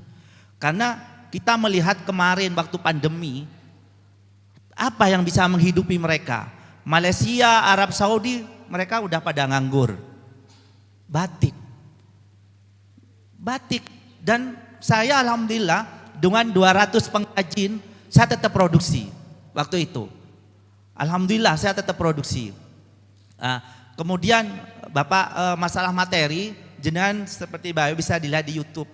Banyak Pak yang menceritakan tentang gentongan itu ada, batik gentongan sulpa batik itu banyak, karena memang tempat kami selalu kedatangan wartawan, mahasiswa, ada yang buat tulisan, ada yang buat buku juga seperti UPN, terus Ubara, Unitomo gitu. Banyak ITS, ada mahasiswa ITS yang skripsinya di tempat saya. Jadi banyak sebenarnya literatur yang menjelaskan tentang batik. Dan saya berharap pada pihak sekolah bisa memberikan ruang pada batik untuk siswa-siswa.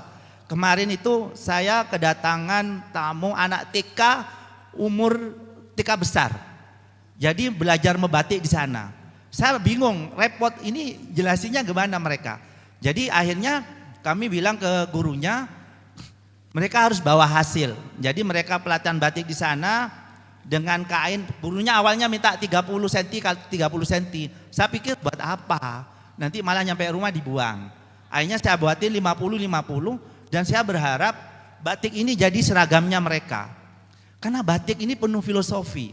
Jadi jangan dianggap ketika adik-adik itu datang ke galeri batik mau menjadikan mereka tukang batik, enggak. Tapi belajar filosofi, proses, tahapan-tahapan batik itu. Sama dengan tahapan hidup. Saya selalu bercerita ke anak saya, Cong, ini kain putih. Kamu nemu kain di jalan seperti ini, buat kafan atau buat serbet. Selesai. Tetapi ketika batik kain putih ini diproses, proses panjang, butuh pengorbanan, butuh kesabaran, ini akan menjadi karya seni yang mahal. Sama hal dengan kamu mau proses enggak? Kamu mau belajar enggak? Kamu mau cari ilmu enggak? Kalau kamu cuma begini, kamu cuma akan jadi kain seperti ini. Tapi kalau kamu mau berproses dengan benar, kamu akan menjadi batik yang berharga. Bahkan batik ini ketika diwariskan ke anak cucunya, anak cucu yang nerima bangga bahwa nenek saya memberikan saya batik ini. Itu sebuah kebanggaan. Sama dengan keris Pak. Dan batik ini juga mengandung bahasa bertutur, sama. Jadi memang Mbak Ayu bilang bahwa tidak ada prasasti. Sebenarnya prasastinya di batik itu sendiri gitu. Kenapa ada motif VLV? Tanjung Bumi itu ada motif VLV. Karena pada tahun 80-an Elvi Sukaisi itu datang ke Tanjung Bumi. Beliau waktu itu pakai baju gunungan gini. Tentunya bukan batik, kain brokat mungkin ya. Itu sama orang Tanjung Bumi dituangkan ke sebuah karya sampai sekarang jadi motif VLV. Kayak gitu. Jadi sebenarnya batik itu bertutur, bercerita. Ada motif Bang Ompai. Bang Ompai itu apa? Kembang kelapa. Karena dulu di Tanjung Bumi itu di pesisir itu memang banyak pohon kelapa di situ. Lah, anak cucu kita ke depan mana tahu? Dari mana? Dari batik. Karena waktu itu saya dipaksa untuk menulis narasi tentang motif-motif batik. Saya diundang Bu Eti Cakraningrat untuk hadir di acara seminar di Jogja bercerita tentang batik. Saya juga ngangkat batik peteng-teng, saya juga bercerita tentang itu. Nah, di situ membuat saya memaksakan diri. Saya nanya ke orang tua, kok namanya Gejel Sekereng apa gitu, kok Ceng Rendu itu apa. Nah itu saya buatkan narasi-narasi. Dan narasi-narasi itu sudah banyak dicetak oleh buku-buku para mahasiswa, skripsi para mahasiswa. Itu banyak sebenarnya. Terus kalau Kak Ade tadi pertanyaannya tentang filosofi, ya batik itu penuh filosofi gitu. Saya pernah kedatangan mahasiswa juga dari UTM, ada 50 anak. Ya memang ketika mereka datang ke tempat saya tidak fokus ke teknis. Karena memang saya anggap adik-adik di sana bukan mau jadi tukang batik, tidak. Tapi saya lebih fokus pada filosofi. Bahwa batik ini bisa bercerita. Batik ini juga ketika menuangkan katanya Umi Supi tadi, menggores itu tidak gampang. Kalau kita korelasi dengan hidup, bahwa kita itu harus bisa mengambil keputusan, harus berani. Itu di batik ada gitu. Tidak gampang, lilin panas, malam panas dituliskan ke selembar kain kalau tidak mempunyai sebuah keberanian. Butuh kesabaran, dengan ketelatenan, dengan motif yang luar biasa sekali. Seperti itu. Jadi pada guru-guru pengajar, saya tunggu datang ke tempat kami, masak dari Jakarta datang, dari Gresik, Sidoarjo, Bangkalan loh, kapan gitu loh. Sampai saya sendiri, kapan adik-adik saya yang di Bangkalan ini loh. Malah saya berharap Pak, ada semacam adik-adik itu suruh bikin batik sendiri, kemudian dijahit buat seragam tiap hari Kamis. Mereka akan bangga, ini loh karya saya. Ini saya bikin sendiri. Itu akan menjadi sebuah kebanggaan yang luar biasa gitu. Seperti itu. Sekian mungkin itu aja. Kalau memang ada waktu bisa dilanjut. Kalau memang mau datang ke Tanjung Bumi, monggo. Sekian, terima kasih. Wassalamualaikum warahmatullahi wabarakatuh.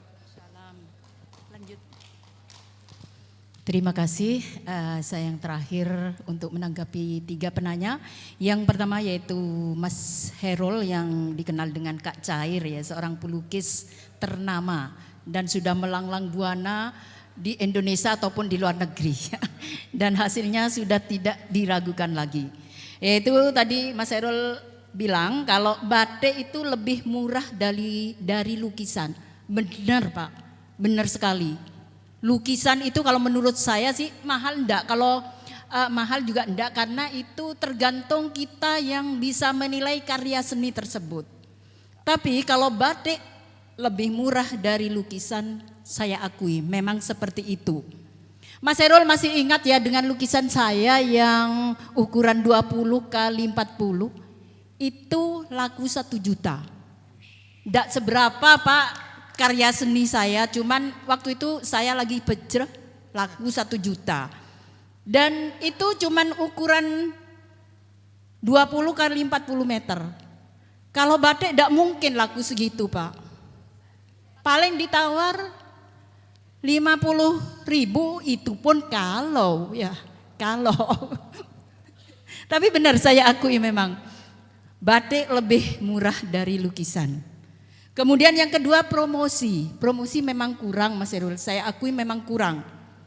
Kita sebagai pengrajin ataupun pengusaha itu mempromosikan sendiri-sendiri Pak. Jadi tanpa diantar, tanpa ini itu. Yang penting saya bisa melestarikan, bisa mempertahankan budaya atau kebudayaan Madura, dalam hal ini Bangkalan. Itu saya. Jadi itu saja. Jadi kita sebagai pengrajin dan pengusaha ini tidak menunggu uluran tangan, tidak menunggu bantuan, karena kita bertekad untuk melestarikan kebudayaan kita. Itu salah satunya. Kemudian kami dari Asosiasi Pengusaha dan Pengrajin Batik Bangkalan beberapa bulan yang lalu Mas Herul sudah bertemu dengan Pak Bupati. Di situ ada beberapa poin yang kami sampaikan, di antaranya yaitu melestarikan batik tulis Bangkalan, dalam hal ini Tanjung Bumi, yaitu misalnya dengan cara mengadakan event-event, kemudian mewajibkan pegawai atau ASN serta murid-murid untuk paling tidak minimal seminggu itu mengenakan batik tulis Bangkalan. Dari yang termurah aja, tidak usah mahal-mahal Pak. Tidak seragam juga yang kami ajukan, tidak seragam tapi harus menggunakan batik tulis Bangkalan. Jangan printing ya Pak ya. Kalau printing itu bukan tulis. Kalau printing, bapak-bapak dan ibu-ibu sudah tidak melestarikan dan membudayakan batik tulis. Tapi itu memperkaya pengusaha tekstil. Karena printing itu terus terang bukan batik, tapi bahan tekstil yang dimotif batik. Nah, mohon izin Ibu Supi bisa Sudah ya? dipadatkan lagi. Oh iya ya. Supaya ya. Kemudian yang tidak terakhir, terlalu- kalau Bapak sudah jelas Pak ya, nanti materi Bapak bisa buka di YouTube atau di mana, itu sudah banyak. Dan yang terakhir dari Mas apa? Tadi Mas Maulana ya, dari Visip UTM, yaitu tentang nilai jual dan esensi batik Bangkalan dengan batik yang lain. Berbeda sekali Mas, dari warna, dari motif, dari proses, dari bahan juga batik tulis Bangkalan ini berbeda. Jadi yang menentukan harga adalah dari bahan, motif, dan proses. Jadi wajar kalau yang namanya batik gentongan itu paling tinggi karena prosesnya memang lebih rumit dan lebih membutuhkan ketelatenan dan kesabaran. Itu jadi beda memang. Dan batik tulis Bangkalan ini sudah lebih murah kalau menurut saya daripada batik lain yang di luar Bangkalan. Karena batik tulis kalau di luar Bangkalan itu tidak ada yang harga ratusan, 500, paling 500 ke atas, itu pun masih diragukan. Tulis asli apa semi tulis. Seperti itu ya.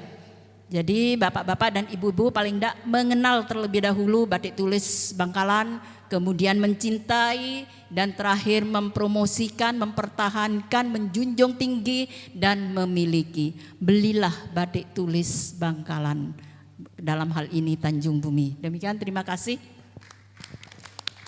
Terima kasih atas jawaban dari para narasumber.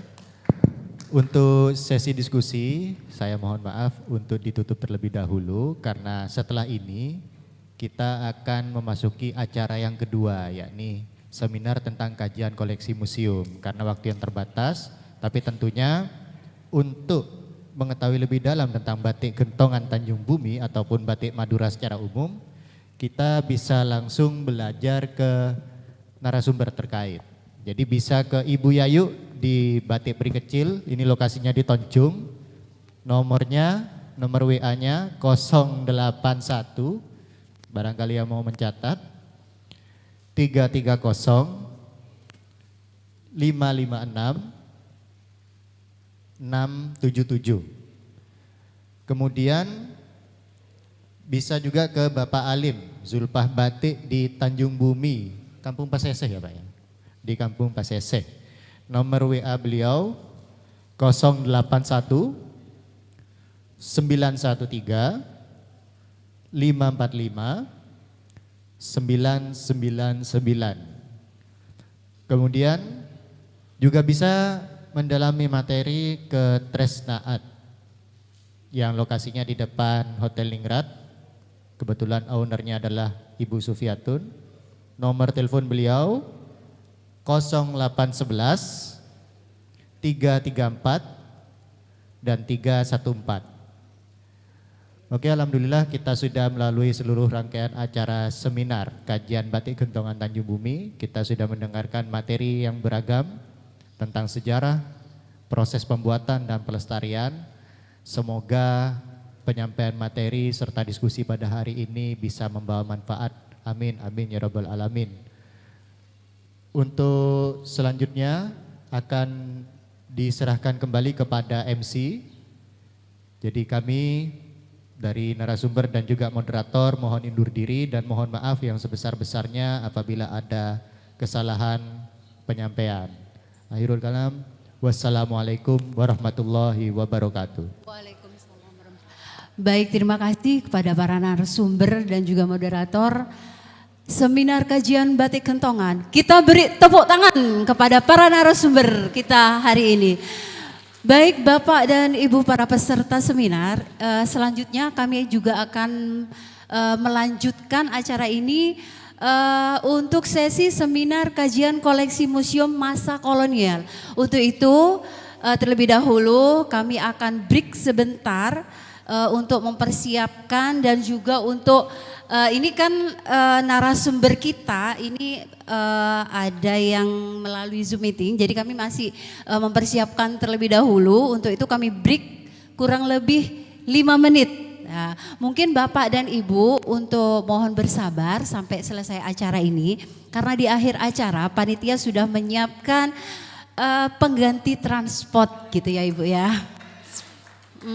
Baik, mungkin Bapak dan Ibu kami mohon untuk ke meja panitia.